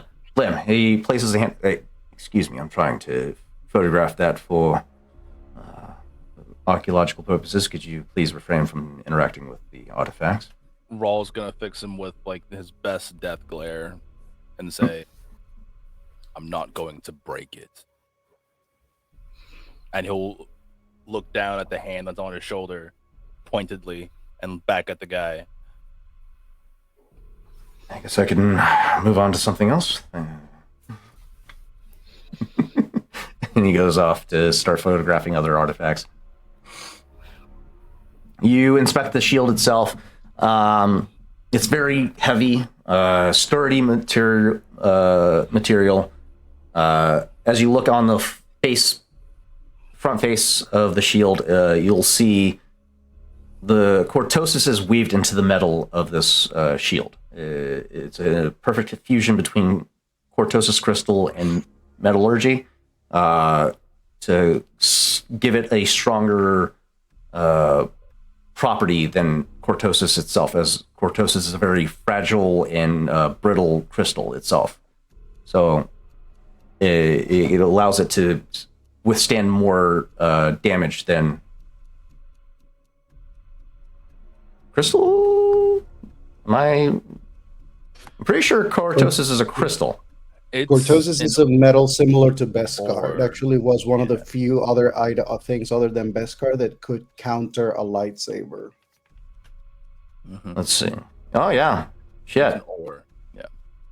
That's why I was saying you can take the shield and you can actually use. Listen, I'm working off the information that of the one of the old ass games. What was it? Fucking, you played as Obi-Wan against a guy that had cortosis staff, which was a crystal based weapon. Oh, yeah. No. Also, depending on the media, it's also been a like energy based thing as well. What was that Star Wars game? I can't remember what it was, but I remember playing as Obi-Wan a long time ago. Neither here nor there. It is still a brittle, fibrous material. It's not sturdy, so it had to be infused with another type of metal in order to make it a more stronger product. So yeah. To Rawl's brain, he's wondering how the fuck is this possible, because just weaving fibrous cortosis metal with another metal should be close to impossible. It's At doable. least it's not a common knowledge. It's a practice that could result in a catastrophic build, but it is doable. You just have to have a good source of knowledge on metallurgy and on how to fold it together while keeping its structural integrity. So it's, but by the design of this object itself, well beyond your guys' understanding on how to work cortosis. So it's advanced in its own design, also ancient in its design. So yeah, it's a impressive piece of metalwork that you are in possession of.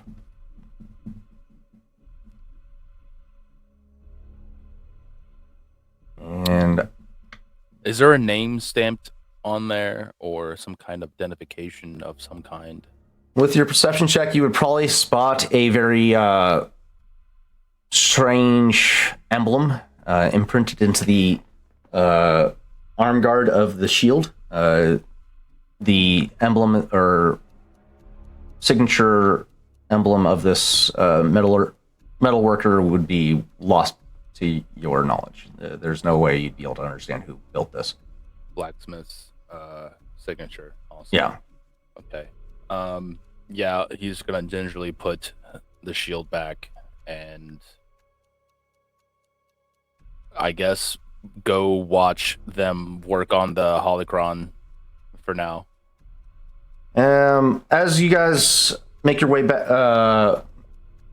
back towards the ritual chamber from the vault, you'll see that Camden and the Crypt Chasers are currently packaging the holocron in a large crate with a lot of padding to avoid any potential damage during transportation, and they begin to pick up their equipment and make for the antechamber in the central tomb. Camden turns to the rest of you. Great work.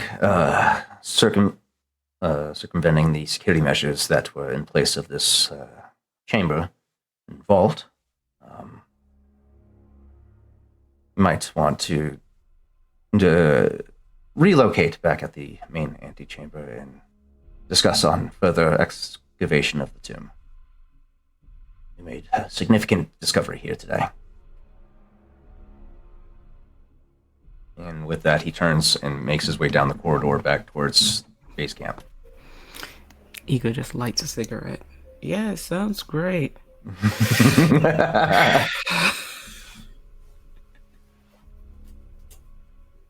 All right. The rest of you follow the crew? Yes, indeed. Yep. That's what we're paid to do. All right. I would say Guy takes a moment to communicate with Gal and sort of relays all the information about this particular chamber. Mhm. To send a small droid to scan it more, or direct basically Gal to move the scanners of Subterranean to basically get that section to clear it on the map of the details of all the data he's been collecting. Okay. But Guy's not. Guy's is feeling things, which is not a usual thing for him. Because usually he just shows up when people need to get out of the stupid things they did. In this case, it's actually witnessing people doing the stupid things.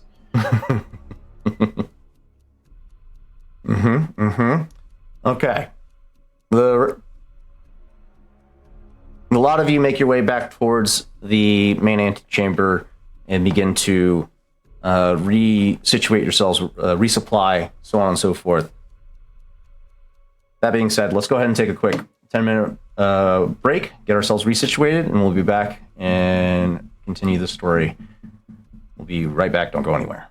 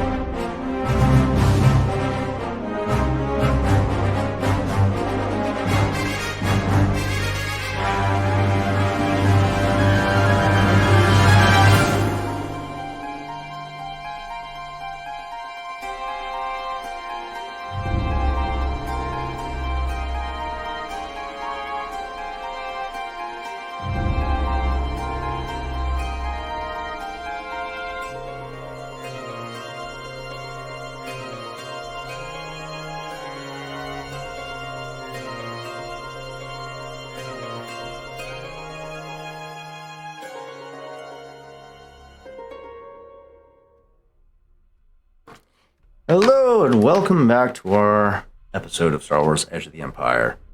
Hook, line, and sinker. I'm your host, Daddy Tarzan. Let me get a quick drink of water before we continue. Ah, that's high quality H2O. Okay. Oh yeah. That being said, we left off with the crew relocating in the central antechamber of the tomb of Darth Bane.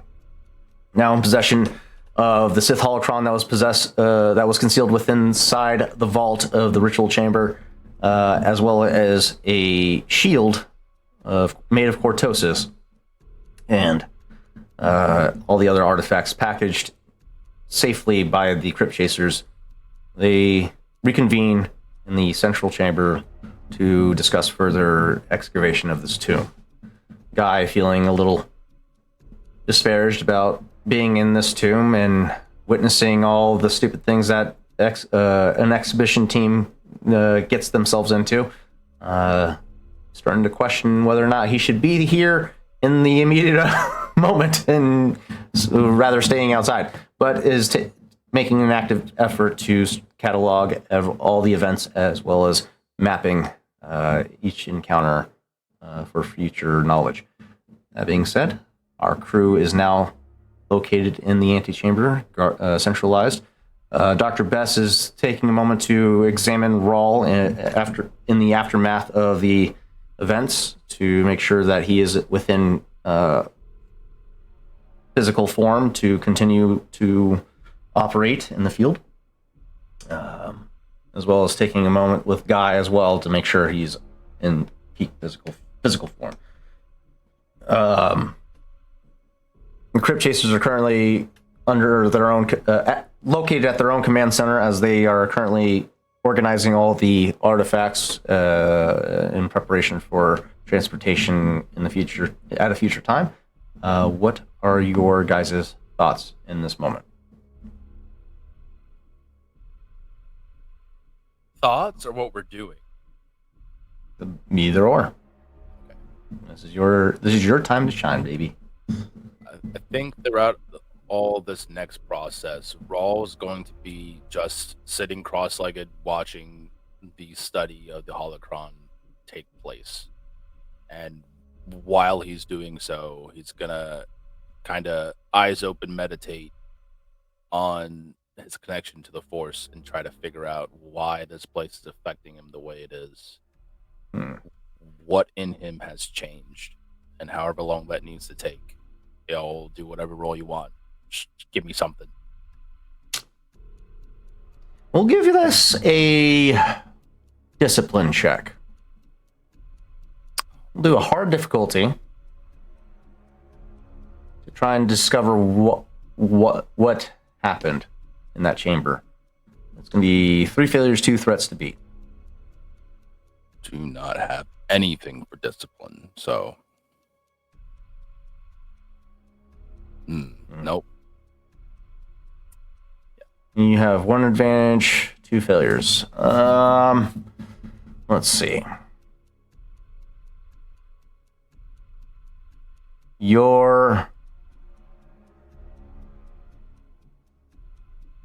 As you're thinking on this, you're not necessarily sure, but you're... Knock it off. Get off me. If you're going to claw me, go away. She just sits on my lap and just starts clawing my thighs because I won't pet her. Your immediate first thought goes straight to the moment you connected with the rune of force on the urn. And the immediate events that followed after that was the vault opening, these apparitions of the force emerging from the statues. That's all that you can really focus on in the moment. Is those two? That's the only connection you can make. I don't think it's been properly defined yet in all of our talks about the Force, but can I get a sense of a person's aura of their force in the holocron, and is it similar to my own, or is it just light and dark force, and that's it? Like, can I specifically tell, like, hey, this is a person's signature of the force? And Everybody yeah, has their own unique connection to the Force. What are you trying to discern from? Are you trying to discern the nature of the information contained inside this holocron, or no, because I know I'm gonna have to touch it and meditate on it in order to do that. What I'm trying to determine is if the quote unquote vibe that I get from the holocron is similar to my own, as in it has me imprinted it on it because of me putting my force into the urn, or is it connected to something that I've already seen or experienced here in this temple?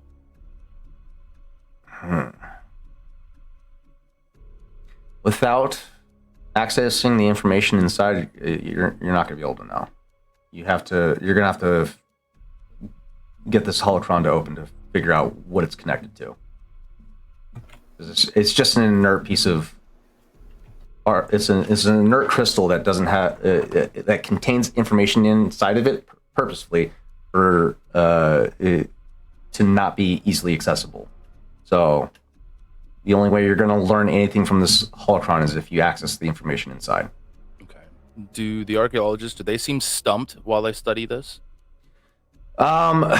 You get a sense that this is probably not the first, as you're witnessing Camden, this is not the first time he's interacted with the Sith holocron. However, you know for a fact that people that, actually you wouldn't know, well, you would have a pretty good understanding that people that are not attuned to the Force could not access the information inside these crystals. Okay.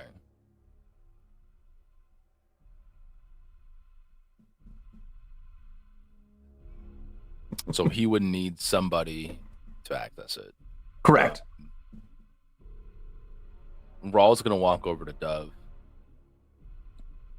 because while there is some kind of rivalry thing going on between them, he does have respect for Dove. Ego, it's not so much respect, it's just he's not as close with Ego yet in the terms of being a rival or a friend. That's So hurtful. he goes, They just spent time with you in the middle of the night to try and help you. yes, which is very nice. He's very appreciative. He's not sure as to Ego's motivations yet, or even why he's here. First of all, Dove, obviously mercenary. Okay, it bounty hunter. It makes sense. Dove doesn't have any. It's straightforward, you know. So yeah, he's gonna go over to Dove and ask for her opinion. So you know what that is, yes?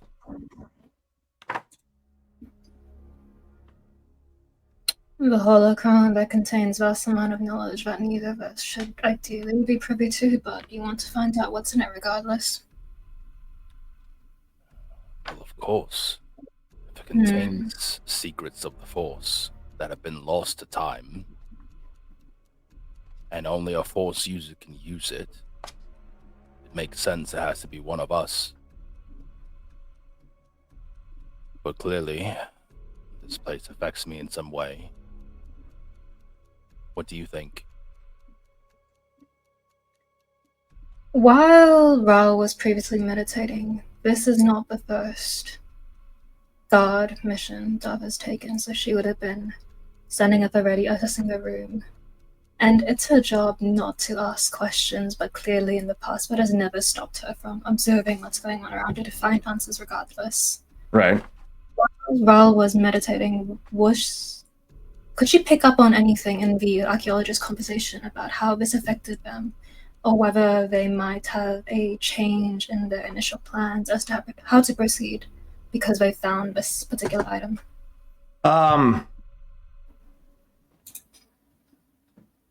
You would have heard discussions of intrigue to the reaction between Raul and these appearances of Sith phantoms, and how, despite the security team's efforts to combat these apparitions, they seem to be connected to Rawl in that moment, and Rawl was experiencing the effects of your guys' effectiveness in combat. Camden, not necessarily concerned about that, seems to be more centrally focused on the revelation of information that there's a hidden chamber or tomb deeper within, and that this holocron, being as as heavily guarded as it was, and seems to hold some significance to this tomb, is now intrigued by the appearance of a hidden tomb deeper within, and wants to explore that further and see if there's some sort of connection between these two tombs, besides the series of tunnels underneath. To answer Rawl's question, she says, honestly, it seems pretty straightforward to me. This holocron, this item, like others, wouldn't be the first of its kind to exist. They seem to sense these the force-sensitive individuals. They seem to sense how attuned an individual must be to one side of the force to another, and clearly, with no offense intended to you, but just a matter of fact, you're the type of person who is more inclined to use aspects of the dark side of the force to fuel your own strength. And that's simply how it is. So naturally, to me, it's honed in on the one who's most likely to use it, because items like this want to be used. At this time, everybody that has experienced any strain can perform a discipline or cool check to recover that many points of strain, depending on your successes generated. Just a quick side point of order. Go ahead and continue. Sorry. 3 successes, 1 advantage. Does that mean I recover 3 strain? Correct. Yes. I am back down to 0.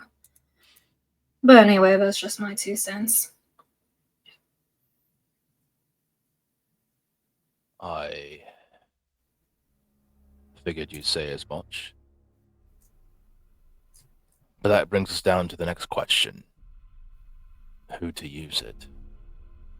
Because, on the one hand, if I use it, it could propel me down another dark path that I don't think I will be coming back from.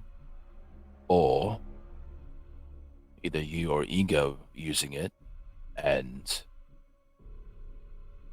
potentially also bring you down this path, at least the start of your journey.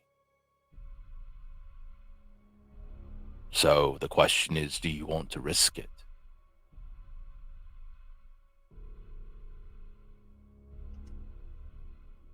Is it a risk we have to take, or do you think they might have someone up their sleeve who is similarly inclined? Well, they came into this knowing full well it was a Sith temple. One would hope they knew this prepared. They did. Which is raised another question in hindsight. They came to us, came to our area, posted the quest, and we took it. It's almost like someone knew we would do so. Also,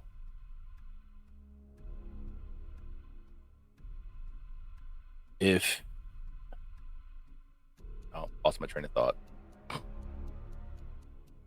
You're good.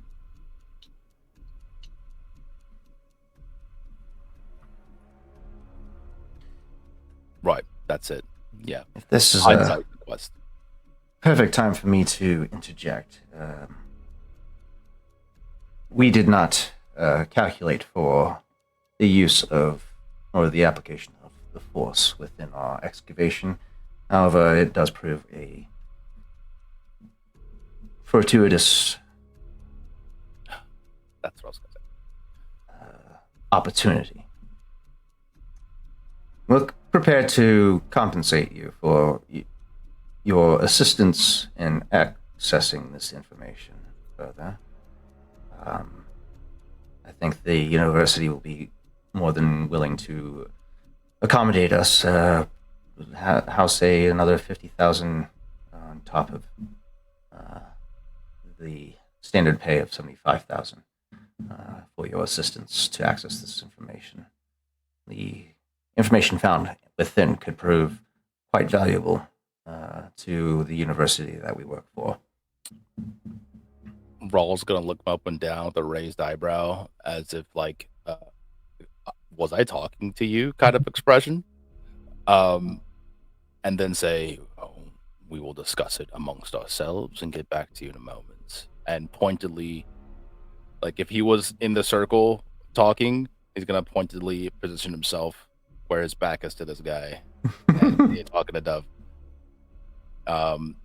And he's gonna ask. It's Or he's gonna really say- funny because Dove can still see him on top of over you. Yeah, just it's fine. He's gonna lower his voice a little bit so as not to make out. And he's gonna say, out of the options presented, I would rather it be one of us who takes a look at the holocron than someone who we don't know, who we have no connection to influence in one way, shape, or form. I'd agree to that. And between us, I'm a simple woman. Compensation for risk taken is part of the MO. I don't think Ego would be too comfortable if it was them. Knowing them. I think so as well. What we got, Jeff? Just a mere point of order. According to my notes, that was 175,000 credits, not 75,000 credits.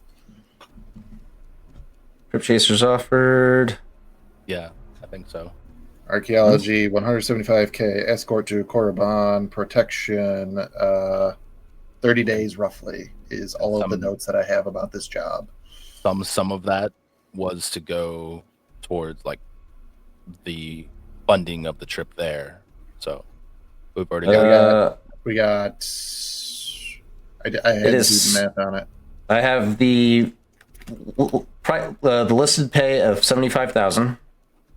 If I said 175, that's my bad. But the price is supposed to be 75,000, and he's offering another 50,000 on top of the base pay. 75,000 was also listed as the Mandalorian hunt thing. Does that seem right? Hunter's Medal. No, that's not. The Mandalorian hunt was a lower price. That was a 25,000. As they're paying for competitors, not to.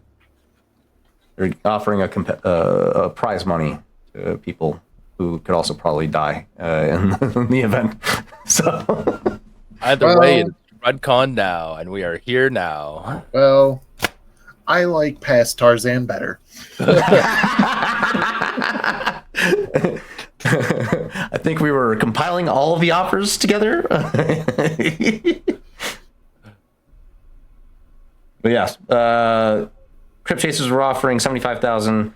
The Mandalorians were offering 25,000, and then there was a corporation job that you guys passed up on, which was the 100,000 credits that you're probably thinking of for a dead target. Or yes, the 100,000 to kill Naboka. Naboka, which was 250,000 alive and 100,000 dead. Correct. Yes. There we go. I took notes once. Now we're all on the same page. Okay. But yes. So the question is, Who accesses the information inside?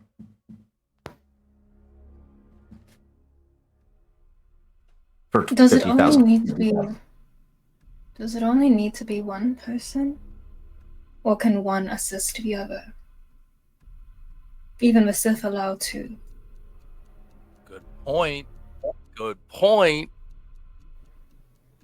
Let's leave that up to a lore check, shall we? Oh, goody. That's gonna be a roll. call Oh, this. hell yeah. That's a good roll. That's a good roll. We'll call this a daunting check. Oh, okay. I think you did pretty good. Oh yeah. Oh yeah. Between the three of you, you see no reason why there's the multiple entities attuned to the Force can't access the same information together. It does require some level of synchronicity between the two of you to do it, but it's doable.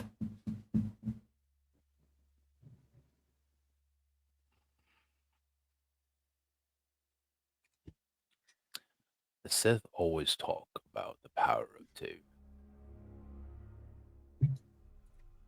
which you can see in all of the iconography. But maybe with the power of three, we'll be able to break whatever dark urge there is within the holocron.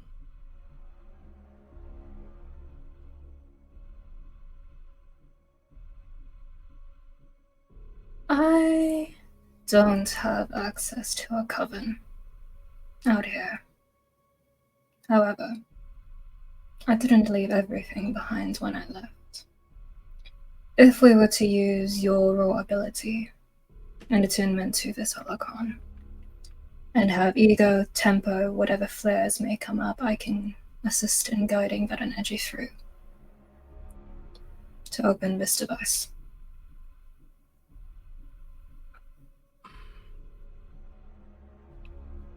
Tarzan, above the table, what are the requirements for becoming a coven of Night Sisters? Because I'm saying that because I don't have the talent of coven. I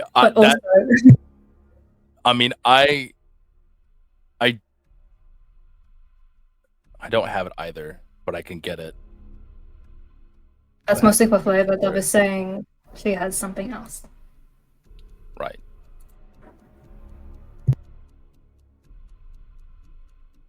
So, what was the question? What are the requirements for like you would have to have the talent of coven in order for it to be utilized, or I would imagine. Okay. Very well. All right. Unless you're trying to create a coven of your own, that's something different and is a whole different process. I mean, we aren't, and none of us are a part of one. So I guess essentially, yes, we would be creating a coven if we engaged in something like this, I would assume. All right, let's see what is required to establish a coven. You definitely gonna need a matron. Matron. How to establish a coven with provided by Google. And is it just of the feminine variety, or identifying your goals and values, then find like-minded individuals who share your visions and establish clear communication channels, define roles and responsibilities, and set expectations for members. Consider the structure and how decisions will be made. So, I mean, you could just pretty much decide that you are a coven, and yeah, you just have to establish a hierarchy of sorts, and yeah. You need at least several members in order to make a coven, but we're talking semantics here. If you're talking, you could also be a clan.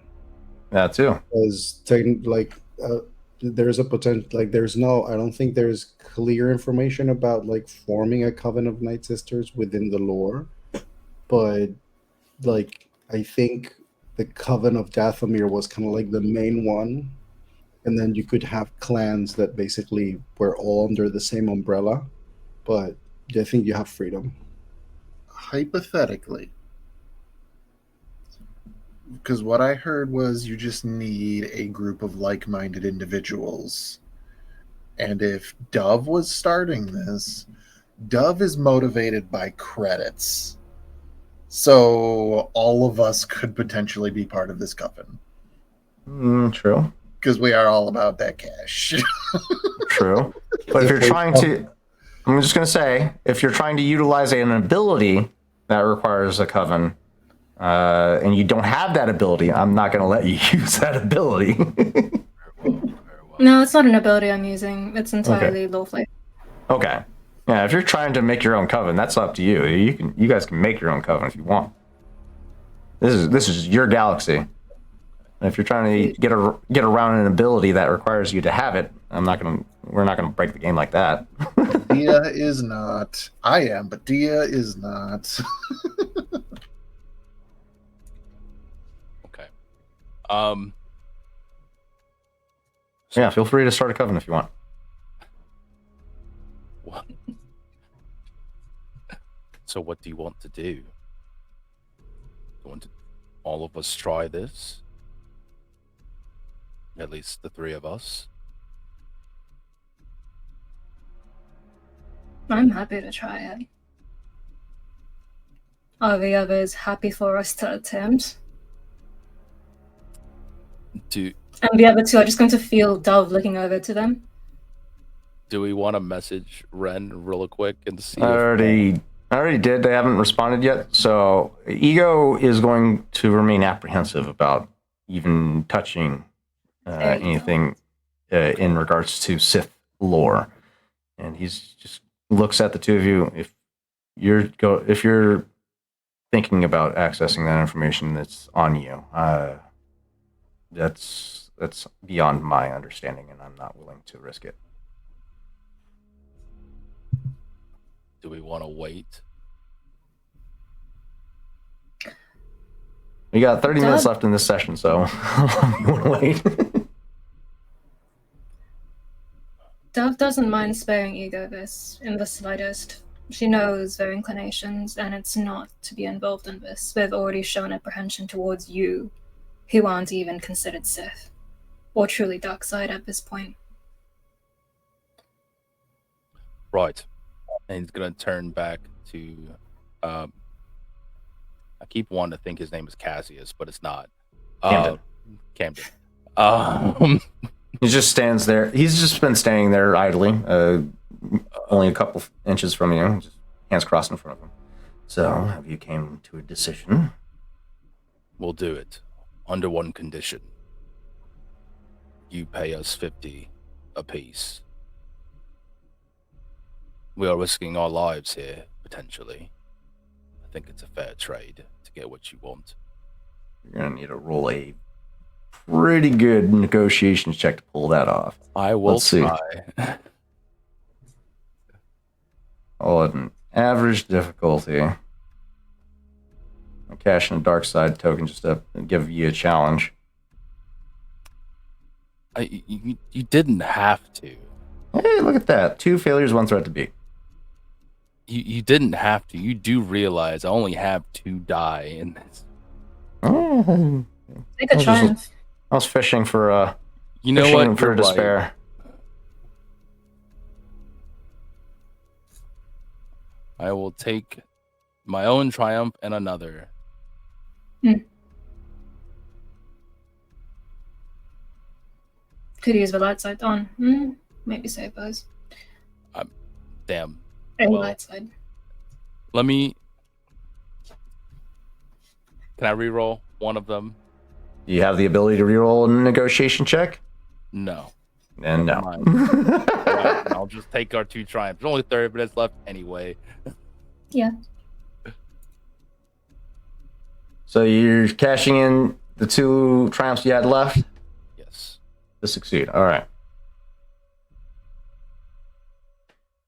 It'll take some convincing of the higher ups, but I think we can achieve a satisfactory outcome. Right. And I guess we should begin at once.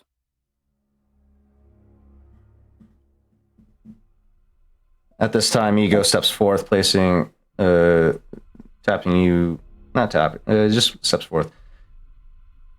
If you're going to do this, you're going to need some guidance. So, I'll help. Just be careful. You don't have to touch the holocron, but having you here as a focal point to anchor us, I think, would help. Let's get this over with. Right. And he'll walk over to the pedestal that they have, the thing that they're studying. Holocron, yeah. Words. Before Royal touches it, Dove is going to join you. And she is going to use her summon item maneuver to summon from her hands what manifests as a short sword from green mist. As it lengthens, the mist hardens into this metal, and the mist fades into it, which makes it look almost like flame running through it, like a Damascus steel sword. She has a dust blade with the Cortosis property. Nice. The bone, the handle of which appears to be cut from a Rancorn horn. And she, from that blade, is going to use her spirity core abilities to once again manifest that mist, and from that blade is going to encircle and envelop Raul and settle over his shoulders in an almost guiding manner.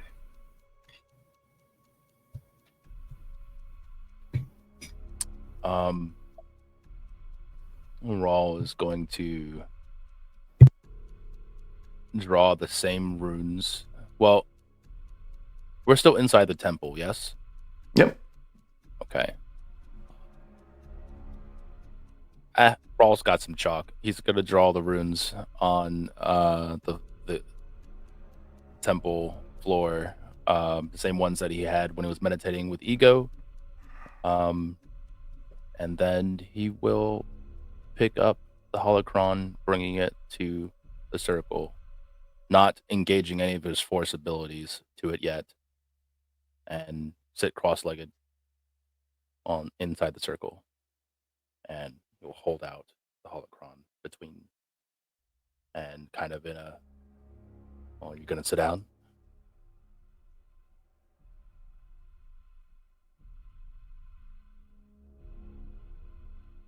Ego apprehensively waiting for Dove to make the first move. Oh, lovely.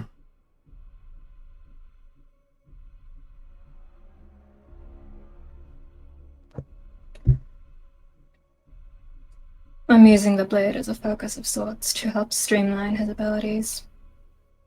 Yours could be interwoven into that. Okay.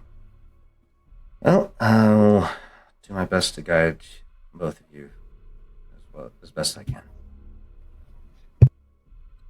You gonna join Raul in the circle, or you're just gonna stand there menacingly with your dusk blade? She is going to remain standing, holding the blade point down, and is channeling that into the mist that's surrounding you guys. Okay. Spirit Echo can be used to induce like trance-like states, among several other things, according to lore. So she's using it for this purpose, as a sort of string that will link the three of you together. Okay. Dove will join Raul in the circle, or Ego will join Raul in the circle. Chav, Guy, what are you guys doing as this mist is forming around the three of them?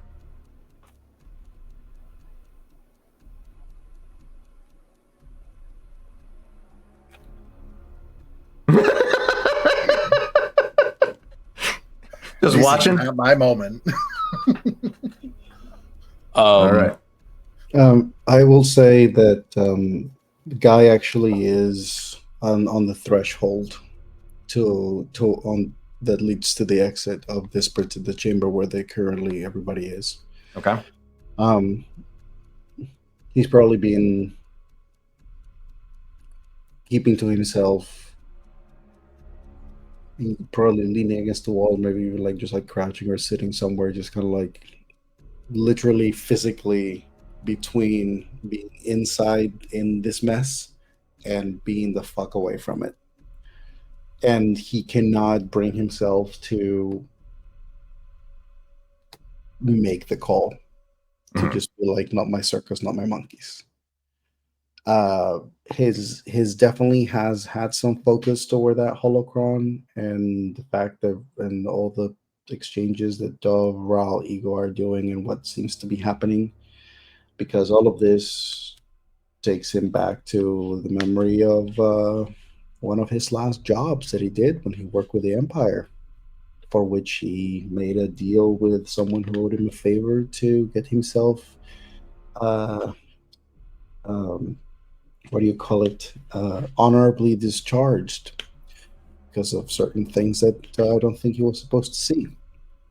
Mhm. And this whole situation is the kind of thing that he has been avoided, and yet there's the other part of him, which is the part of him of going through the mission that just basically is tearing him apart internally.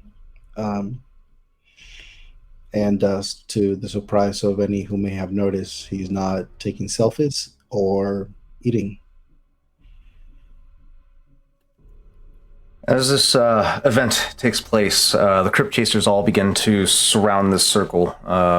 Lim photographing every interaction that Rawl, Dove, and Ego make with this artifact. Camden standing, albeit stoically, but with great investment, watching these three make preparations to access this information. Dr. Best standing idly by Chav, watching this event unfold, lost in thought on how to aid in any capacity. The three of you begin this ritual and meditate on this holocron.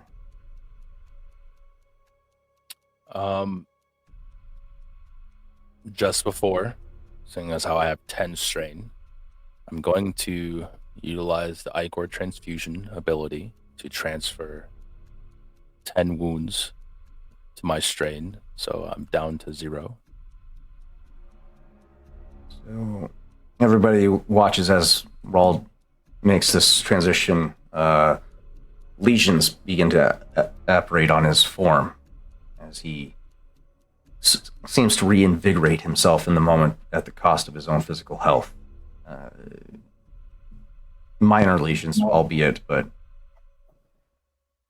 Purely for flavor, the mist will begin to flow down and settle into those lesions. And then I'm going to suffer another 2 strain to increase my force rating to 3.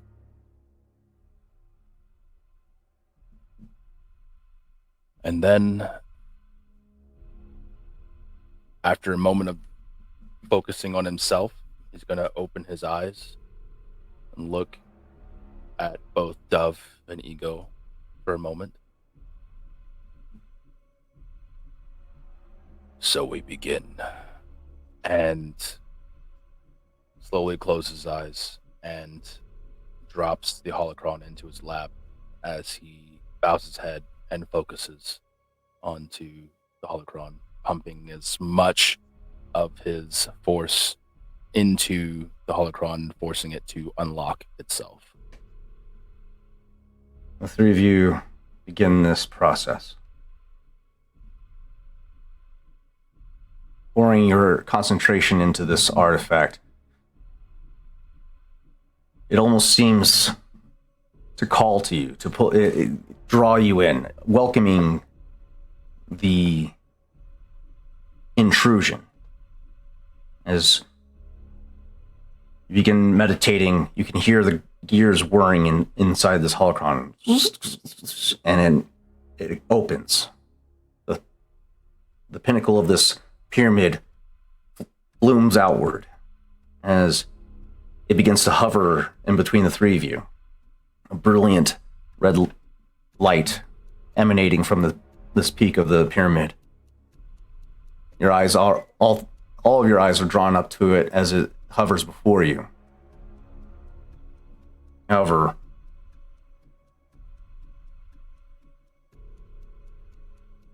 everyone's vision, as you witness it, except for Guy, goes black as your vision pulls into the interior of this pyramid. You just hear the thunder, rolling thunder, surrounding you.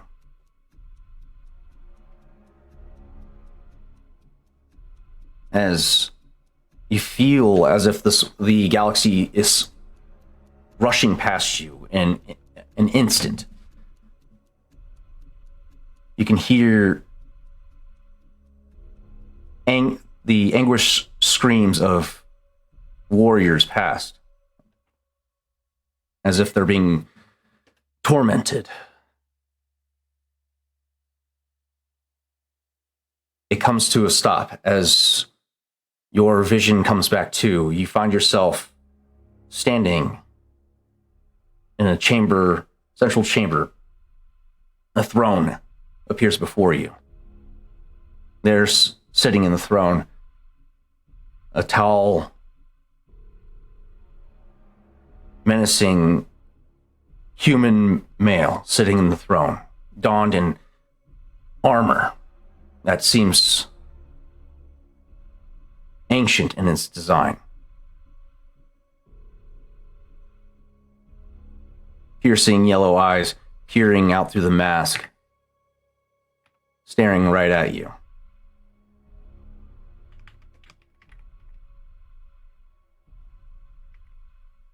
All three of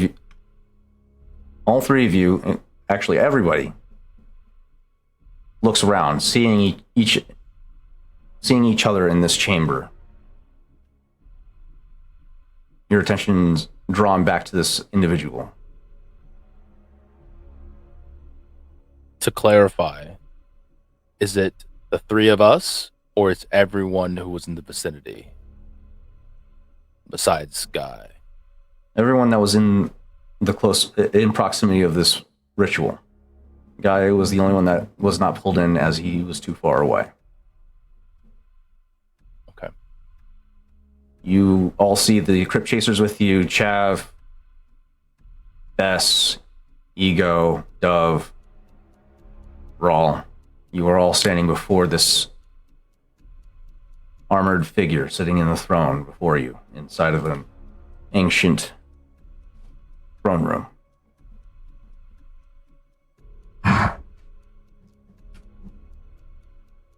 Welcome. It has been some time since I had visitors. Who might you be? And why have you come to seek my knowledge?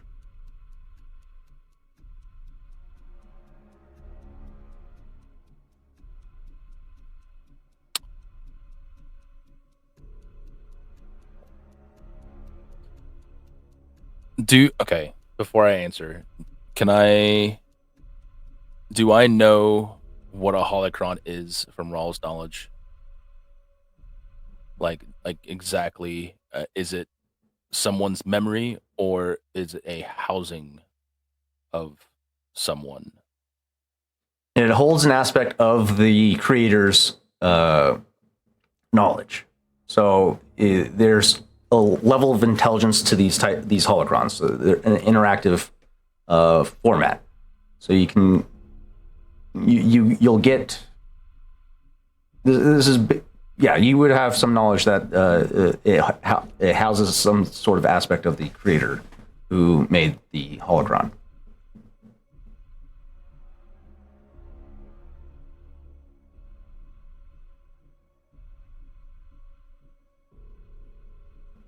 Raw's gonna step forward. Or he thinks he's gonna step forward because he doesn't know if he can actually move in this place. My name is Pharaoh Okesh, the Red Ogre. Who are you? Welcome, Pharaoh. I am Darth Bane.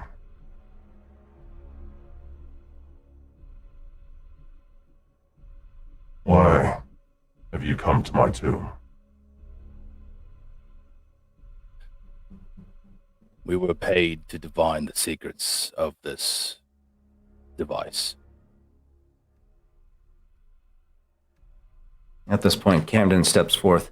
Yes, we are here to learn from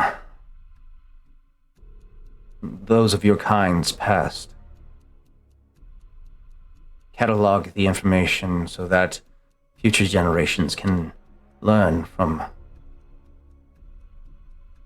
your kind as well as the Jedi. Chav is going to put distance between himself and Cabinet.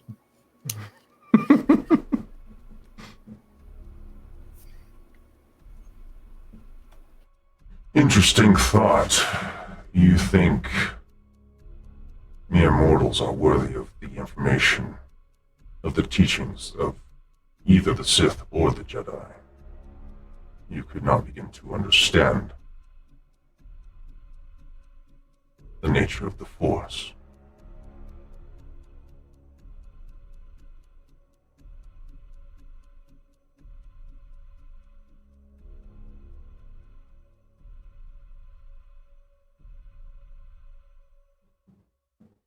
It's not necessarily us trying to understand the nature. It just would be a shame if that knowledge was lost.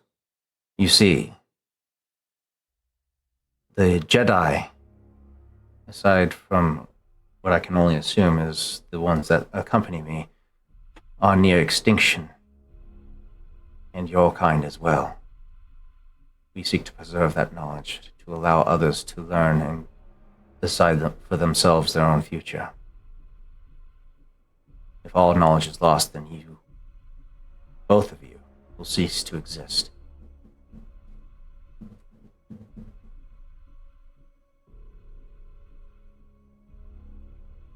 Darth Bane, in this moment, stands up. As he stands, he starts to walk down the throne, steps of the throne. Each step that lands, a thunderous roar echoes from each footfall.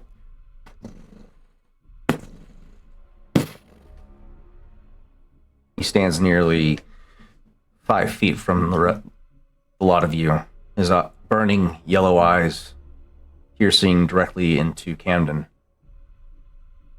who stands seemingly... Let's see, actually. I need a discipline check from him.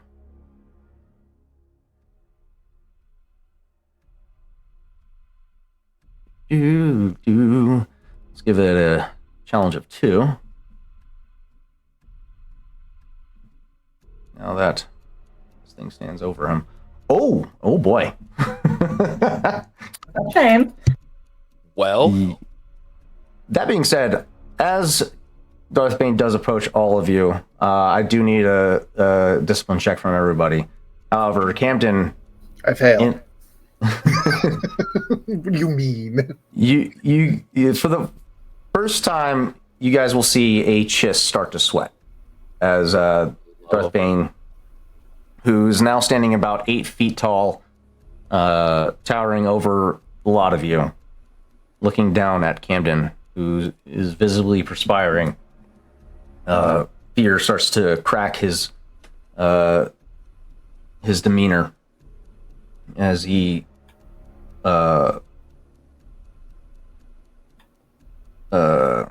recoils from the close proximity of Darth Bane.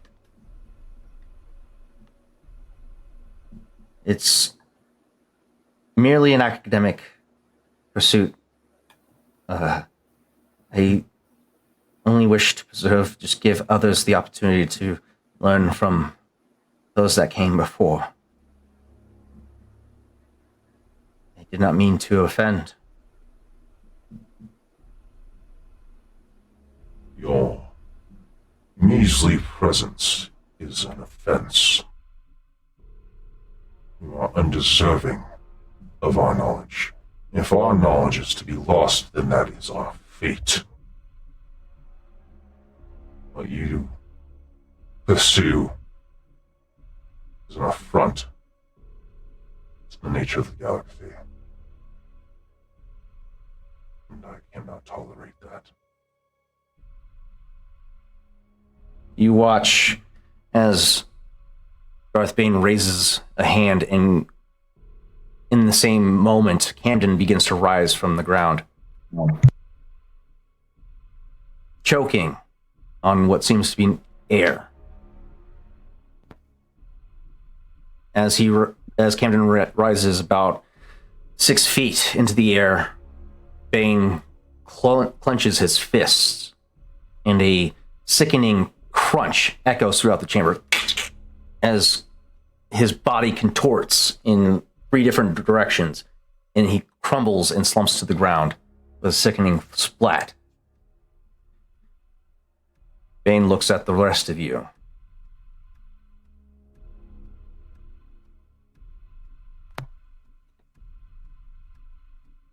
If your knowledge was to be lost to time, and that to be its fate, why not? Why do these holocrons exist then? Why not let the knowledge fade to memory, and if a person with that memory dies, then so be it. It's the end of the line. The information I possess is a means to contain. There are worse things out there than the Sith or the Jedi. Things that are perverse and do not deserve to be released. How many devices like yours have been made?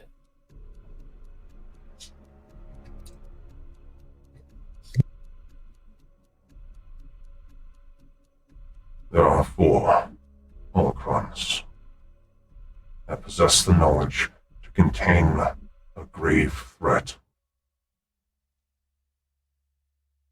And are you containing it now, or something else holding sway of that power?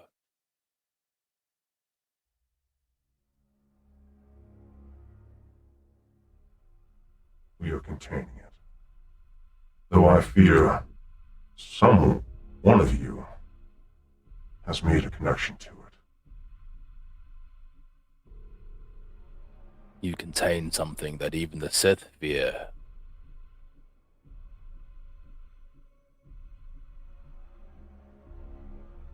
That's truly powerful indeed.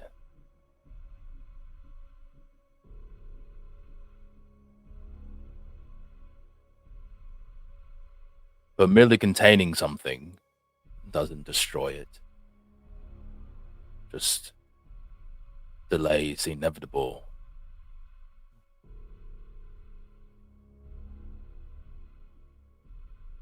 What is it you contain? What is it you are trying to shield from the world's eyes? The galaxy's eyes?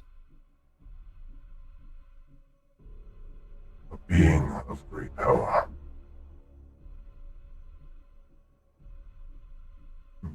Individual capable of consuming worlds.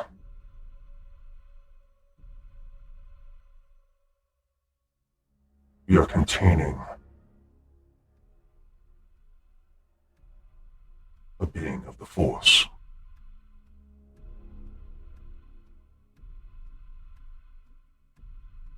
Born of it? We know not the nature of this creature. We know that he requires not a physical form. He requires not sustenance. He requires not air. he requires chaos. And your intrusion, your activities, have given him new breath. He, not it. So it has forethought and thinking, the ability to learn. He's been trapped for how long now? Surely by this time he's found a way to escape.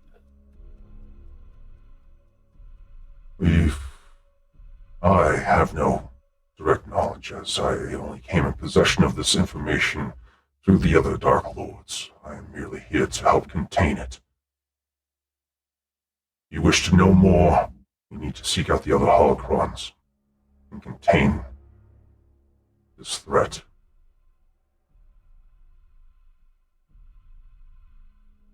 So if you fail, what then? If you yourself, this holocron, this existence of you, if you fail, how do we stop this? This being from being released? The information will be contained in the other 3 holocrons. I do not have direct knowledge, as I have only learned of this monstrosity through them. So being a great lord, such as yourself, the only thing you can give us is a warning. I can give you a glimpse into the future that you could face.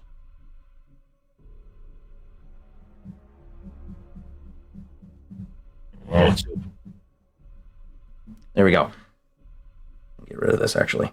As he says that, your guys' vision blurs as you're thrust through the galaxy once more. You find yourself on an open battlefield. Blast holes potmark the landscape all around you as you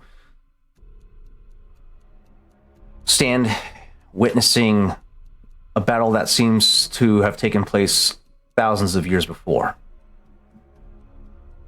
A single armored individual, red-skinned, protrusions from the face that are fleshy in nature, in what appears to be a structural formation of a beard, cartilage-like beards extending from his face, black hair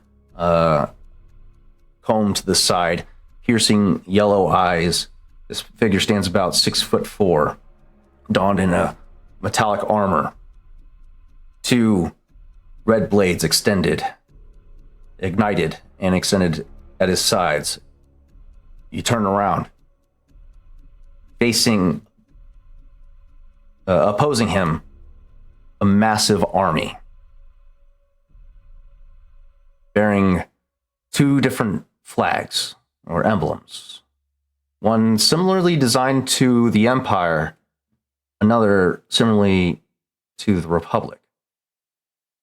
But these emblems predate either.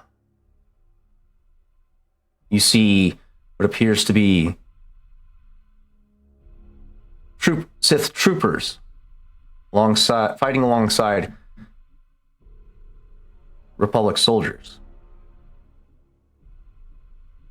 Battle opens up as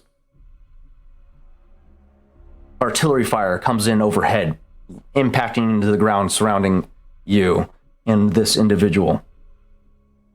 Volley after volley, soldiers charging, firing their blasters at this individual. The amount of carnage that takes place in just a matter of seconds, nothing should survive. But as the dust settles, this man or being arises from the blast site, blades in hand, cackling, laughing. As he raises one hand, the armies of both the Republic and the Sith Empire begin to float as he crushes his hand, clenches his fist, and the entire army is obliterated in a massive explosion.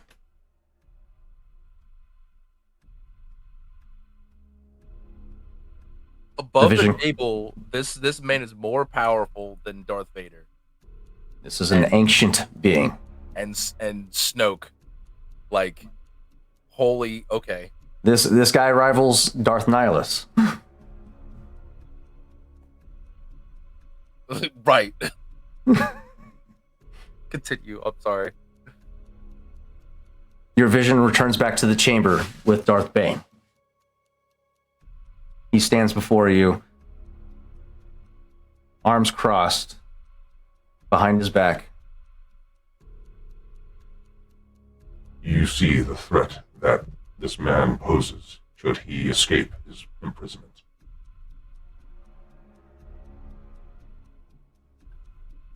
I saw carnage. And more carnage.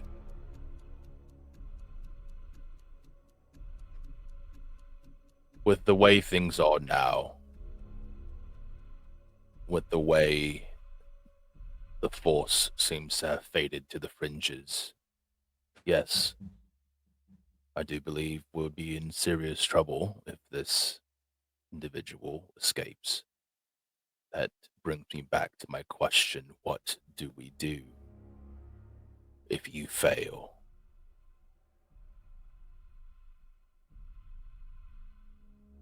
Seek the knowledge of the other lords. They will have a means to contain him. I'm here merely as a warning.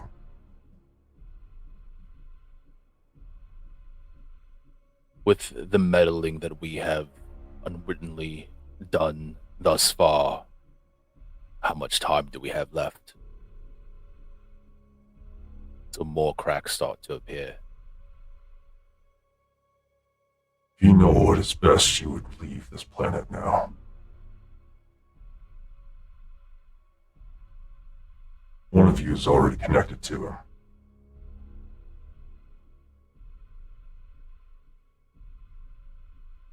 Is it me? Do you know?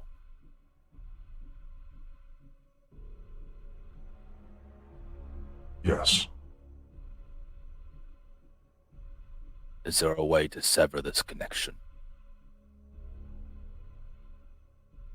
Get as far from this planet as you possibly can.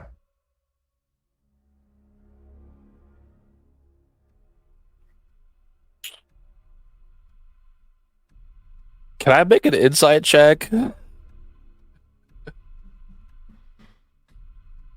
Go ahead. What are you trying to divine? I want to ascertain if this man is bullface lying to my face, or if there's any indication from his demeanor and or from the room around that he could be lying. You want to see if Darth Bane is lying to you about getting off the planet. No, about my connection to the holocron. Well, you guys are Or all... not to the holocron, but to him, the being that's trapped.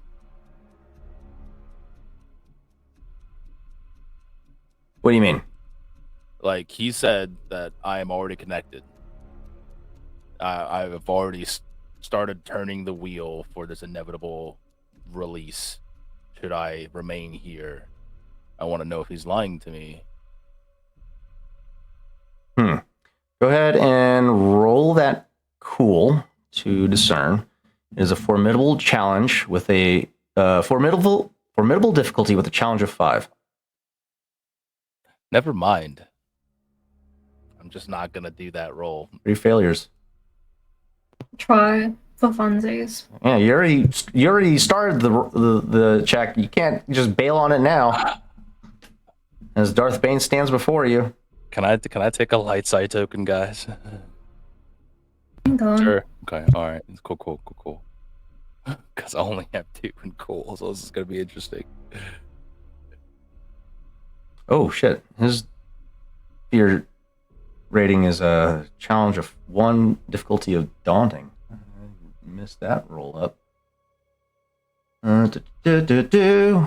Yeah. You don't get a sense that he's lying to you. However, as he makes that proclamation, a pike manifests in his hand, and as he grips his hand on the haft of this pike, a red blade ignites at the top of it, and he points it at you.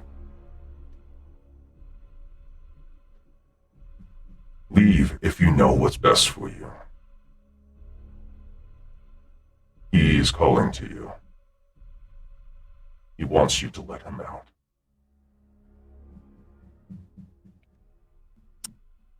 Do you have anything at all that I can utilize to resist his pull? As you try to ask that question, you all watch as the world goes black as you're thrust backwards. Okay. And your vision returns back towards the antechamber. Guy, you watch in this moment as Camden, in this very same instance, raises off the ground 6 feet into the air. His body contorts and twists as you hear the sickening crunch of his bones, and he falls lifeless on the ground before you. And the rest of the group regains their immediate consciousness, and you all see Camden lying lifeless on the ground next to the group. Raw comes back, and for flavor, I would say like he had no air in his lungs, and all of a sudden air just slammed into his lungs, so he's kind of hawking up a lung right now. And then as the coughing subsides, he slowly looks over at Camden's body and just stares, not comprehending how this is possible. Go ahead, Guy. I think Guy, the moment that the body starts convulsing, Guy's, blasters are out. Even though he has a sense that it's irrelevant. And then the body falls and the other people awake, and he's kind of like tracking, seeing everybody sort of coming back, seemingly conscious, as he sort of moves cautiously to take a look at Camden to see that he's dead. And there's just that. I think this is probably the first time that anyone would actually see Guy emote. Like actually emote. And there's actual concern on his face as he just asks, "What just happened?" Bess rushes over to Camden, immediately starts taking vitals. I don't know. He's dead. He's gone. Guy's just looking at the other three. Chav's going to point to the holocron and say, "A data spike killed the person."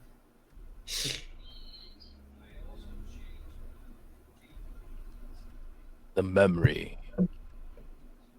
of a Sith Lord killed him. The mere memory. Considering we're in the chamber in which Sid Sith Lord was buried, I don't think it's fair to say it was just a memory. What, do you think he's here, undead, just like the rest of them down below? It seems his energy is still around us, present, still has some sway in the way of this world. Clearly it had some pull to you, so...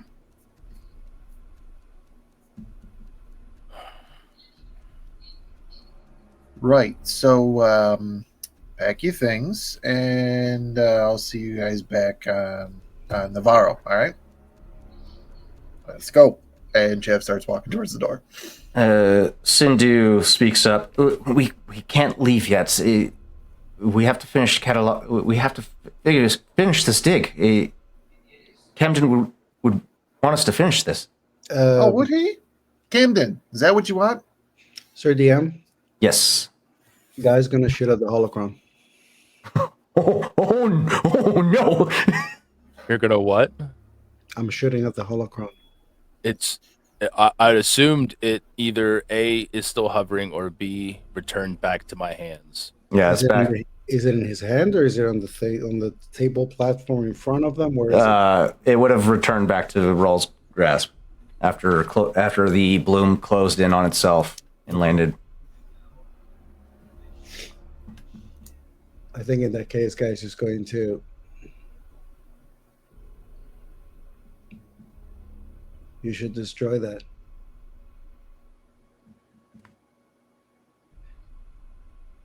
Raw is gonna look down in his lap at the holocron and then back up at Guy.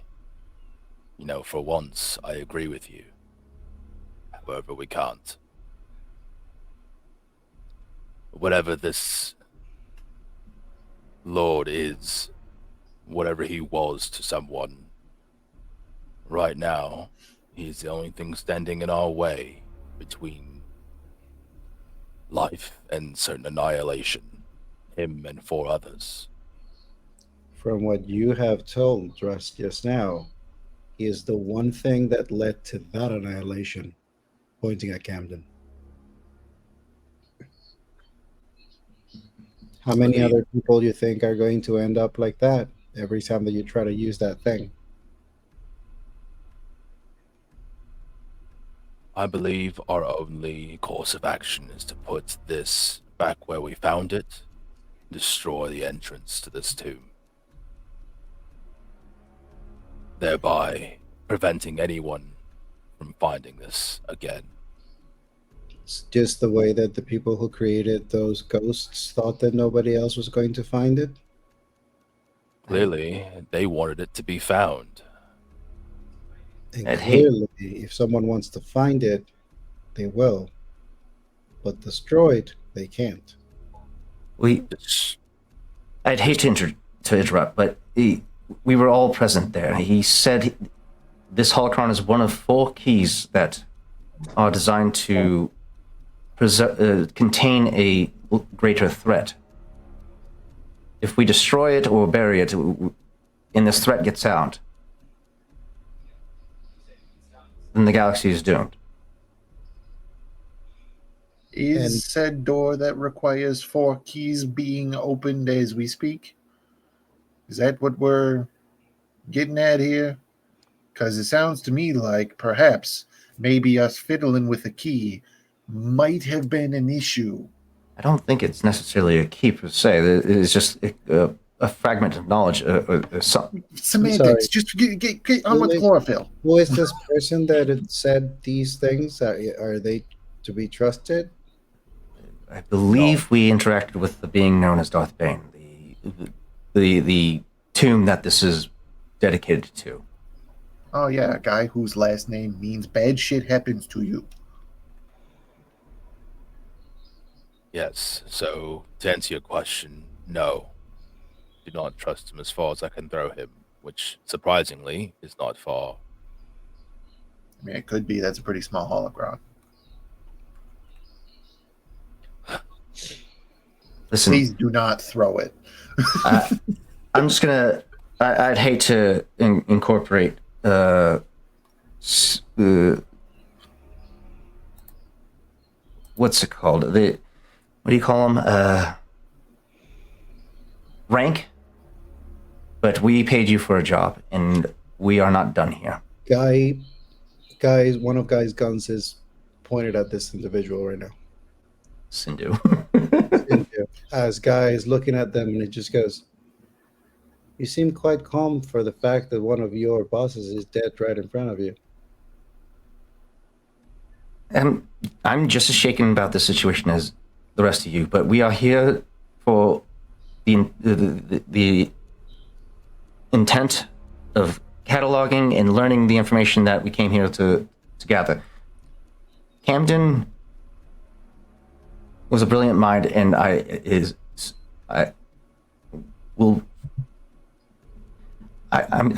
we need to finish this job for I him. guess the proceeds will go to his family. He already has a generous life policy through employer, but yes, we could arrange something. But This guy doesn't get sarcasm. Listen here, the job that you paid us for was protecting you, and it seems like the planet that you want to call home for the next, I don't know, 12 to 72 hours is probably going to try to fucking eat you. So in order to protect you, you should get into orbit. She seems inclined to want to agree with you guys. However, she's being paid to finish this job, so she's torn between that inner conflict of wanting to get the job done, but also self-preservation. Who wants you to finish this job so badly that you're scared not to die for it?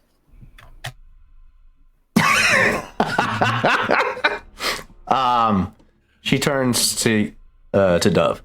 It's the university back on Coruscant. It's the Emperor pays us to find this information and catalog it. Fuck this. Jav leaves the room. I think Guy sees Chav, hears the Emperor, and it's just, he looks at Dove, he looks at Raul, at the holocron.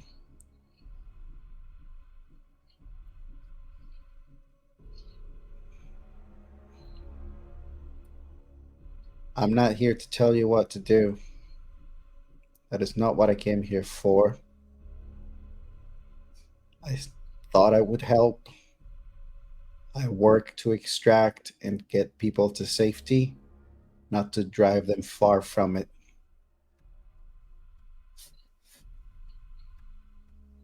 I'm not going to tell you again that you should destroy that, but you should. And then Guy holsters his blasters, turns around, and also exits. And as he exits, is going to reach for his comlink and is going to reach to Gal as he says, Gal, I need you to do a search, secret. I need to know if this planet is on the radar of anybody or anybody has inquired about it recently.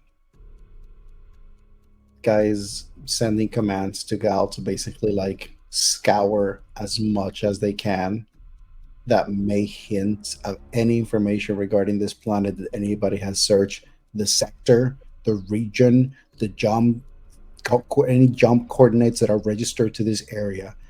Anything that has been happening at any point recently, he needs Gal to get on it, because this is now getting to a level where he's like, this is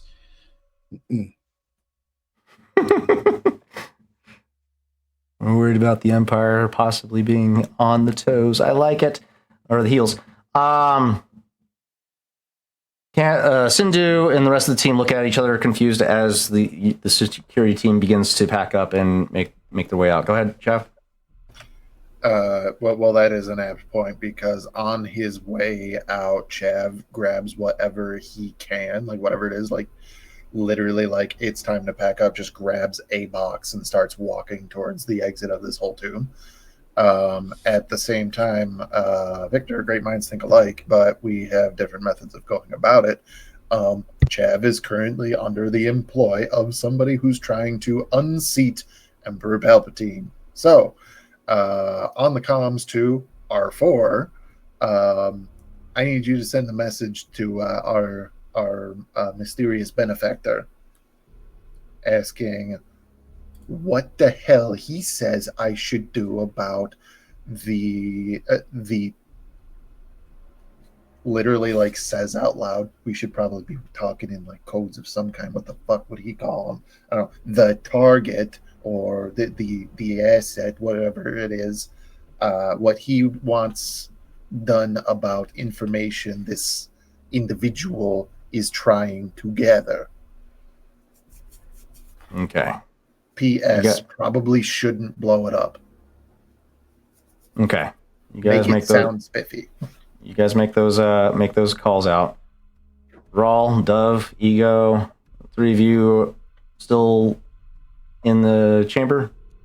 Yes. Dove is going to address Sindhu and the team and just say, look, I will tell you what to do because I'm not afraid of that. At this exact moment, all of you should get out of this chamber and go to your camp. You just watched one of your colleagues, your higher up, get murdered in front of you. None of you will be in your right frame of mind to work. None of you are going to process anything correctly. None of your data is going to sit in your beautiful little heads. So, take some time. Really consider how you want to proceed. And then get back to us. No one should stay here any longer than we have to. Maybe you're right. We can't just leave right away, but let's all take a moment. Cancel the dig for the time being, and we'll discuss the mission further. Let's just not make any rash decisions in the moment, please. It is fair enough to say if it's any worth to you. You can always just let your employers know you're ill-prepared for the dig this time around, for the obstacles you've encountered. That wouldn't be the first time a job has been called off. The smart thing to do is recognize when you're out of your depth. We'll make some calls, and we'll figure this out. Honduras, Zeke, if you guys could pick up Hampton and bring him back to the landing site, prep him for transport. The rest of the crew ceases all activity for the excavation for the day. Ego, seemingly chomping at the bit to get off this planet as quickly as possible after that brief encounter with Darth Bane, along with the rest of the crew. Rawl, what are we feeling, buddy? Rawl's not satisfied with the answer he got.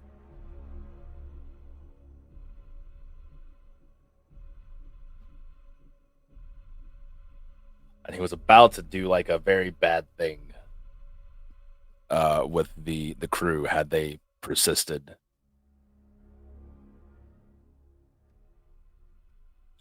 So Rawl's not sure what to do as he's sitting there still on the ground in the middle of these ruins holding this godforsaken holocron. And everyone seemed to just kind of walk off, so now he's just sitting there holding this thing. They're still standing with you, making sure they all do walk off.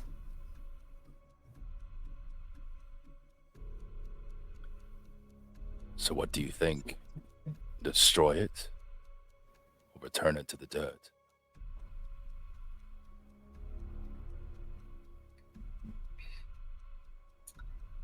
See, the problem with buried things, which the others did mention, is that people tend to dig them back up whether they mean to or not.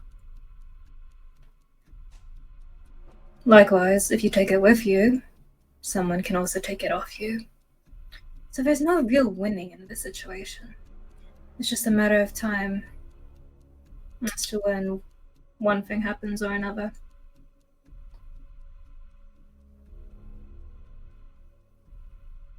At least we know if we leave it here, the Emperor might come back for it again. So what? We jettison it into space? Space is a big, wide place. Could be anywhere.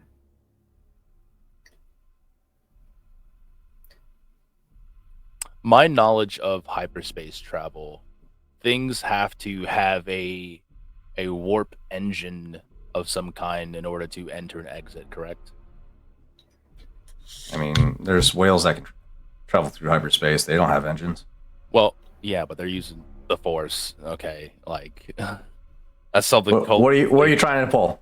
I want to know if we can attach it to the outside of the ship, and then, as we are in hyperspace, let it go about its merry way, so that someone who, unless you know exactly where it is, they would have to teleport directly to it somehow.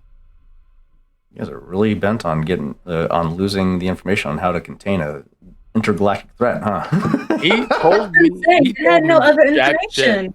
Well, that's the whole thing. Like, you know, dude was so freaking like vague about it. Like, I'm just a warning. Okay, then. Is this He said- holocron the thing doing it, Yeah. or is it holding the knowledge to do it? And also, is it in jeopardy? Which is why I asked in 3 different we- ways. Are we Like, about there's- to Raiders of the Lost Ark this shit? He told you there's 3 other holocrons that you can gather that information from, but you'll have to do some more digging. Yeah, so then therefore we can dump this one because it was not useful. I just had a thought. Do we need this one to access the others?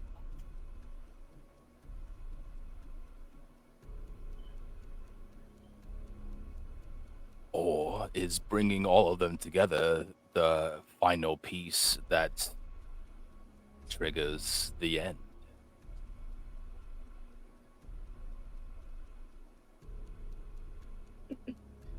I'm gonna guess that there's a reason why the showrunner and GM just highlighted that particular message from chat.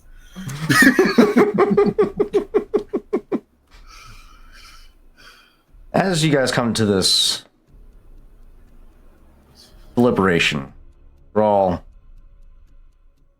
Oh, fuck me. Hang on.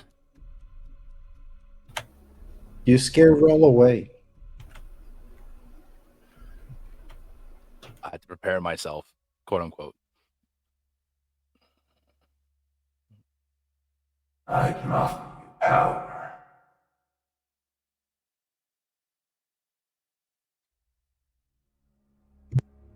I can offer you strength.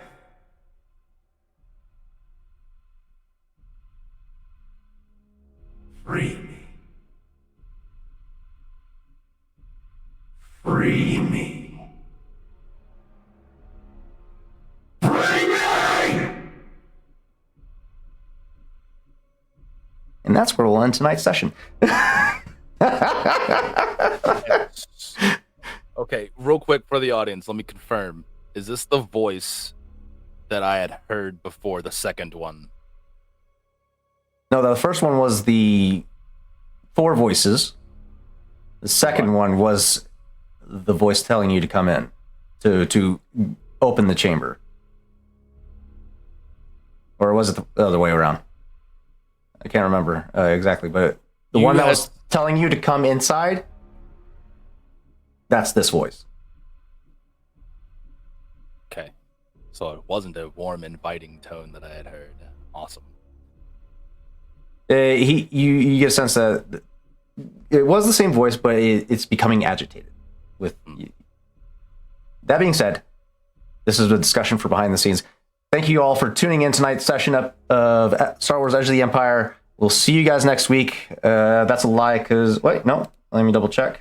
No, we're good on for next week. The 13th, we will not be having a session, as I will be out of town for my birthday, as I will be 35. Thank you all for tuning in tonight. We love you. We'll see you next time on 2B Dice Adventures.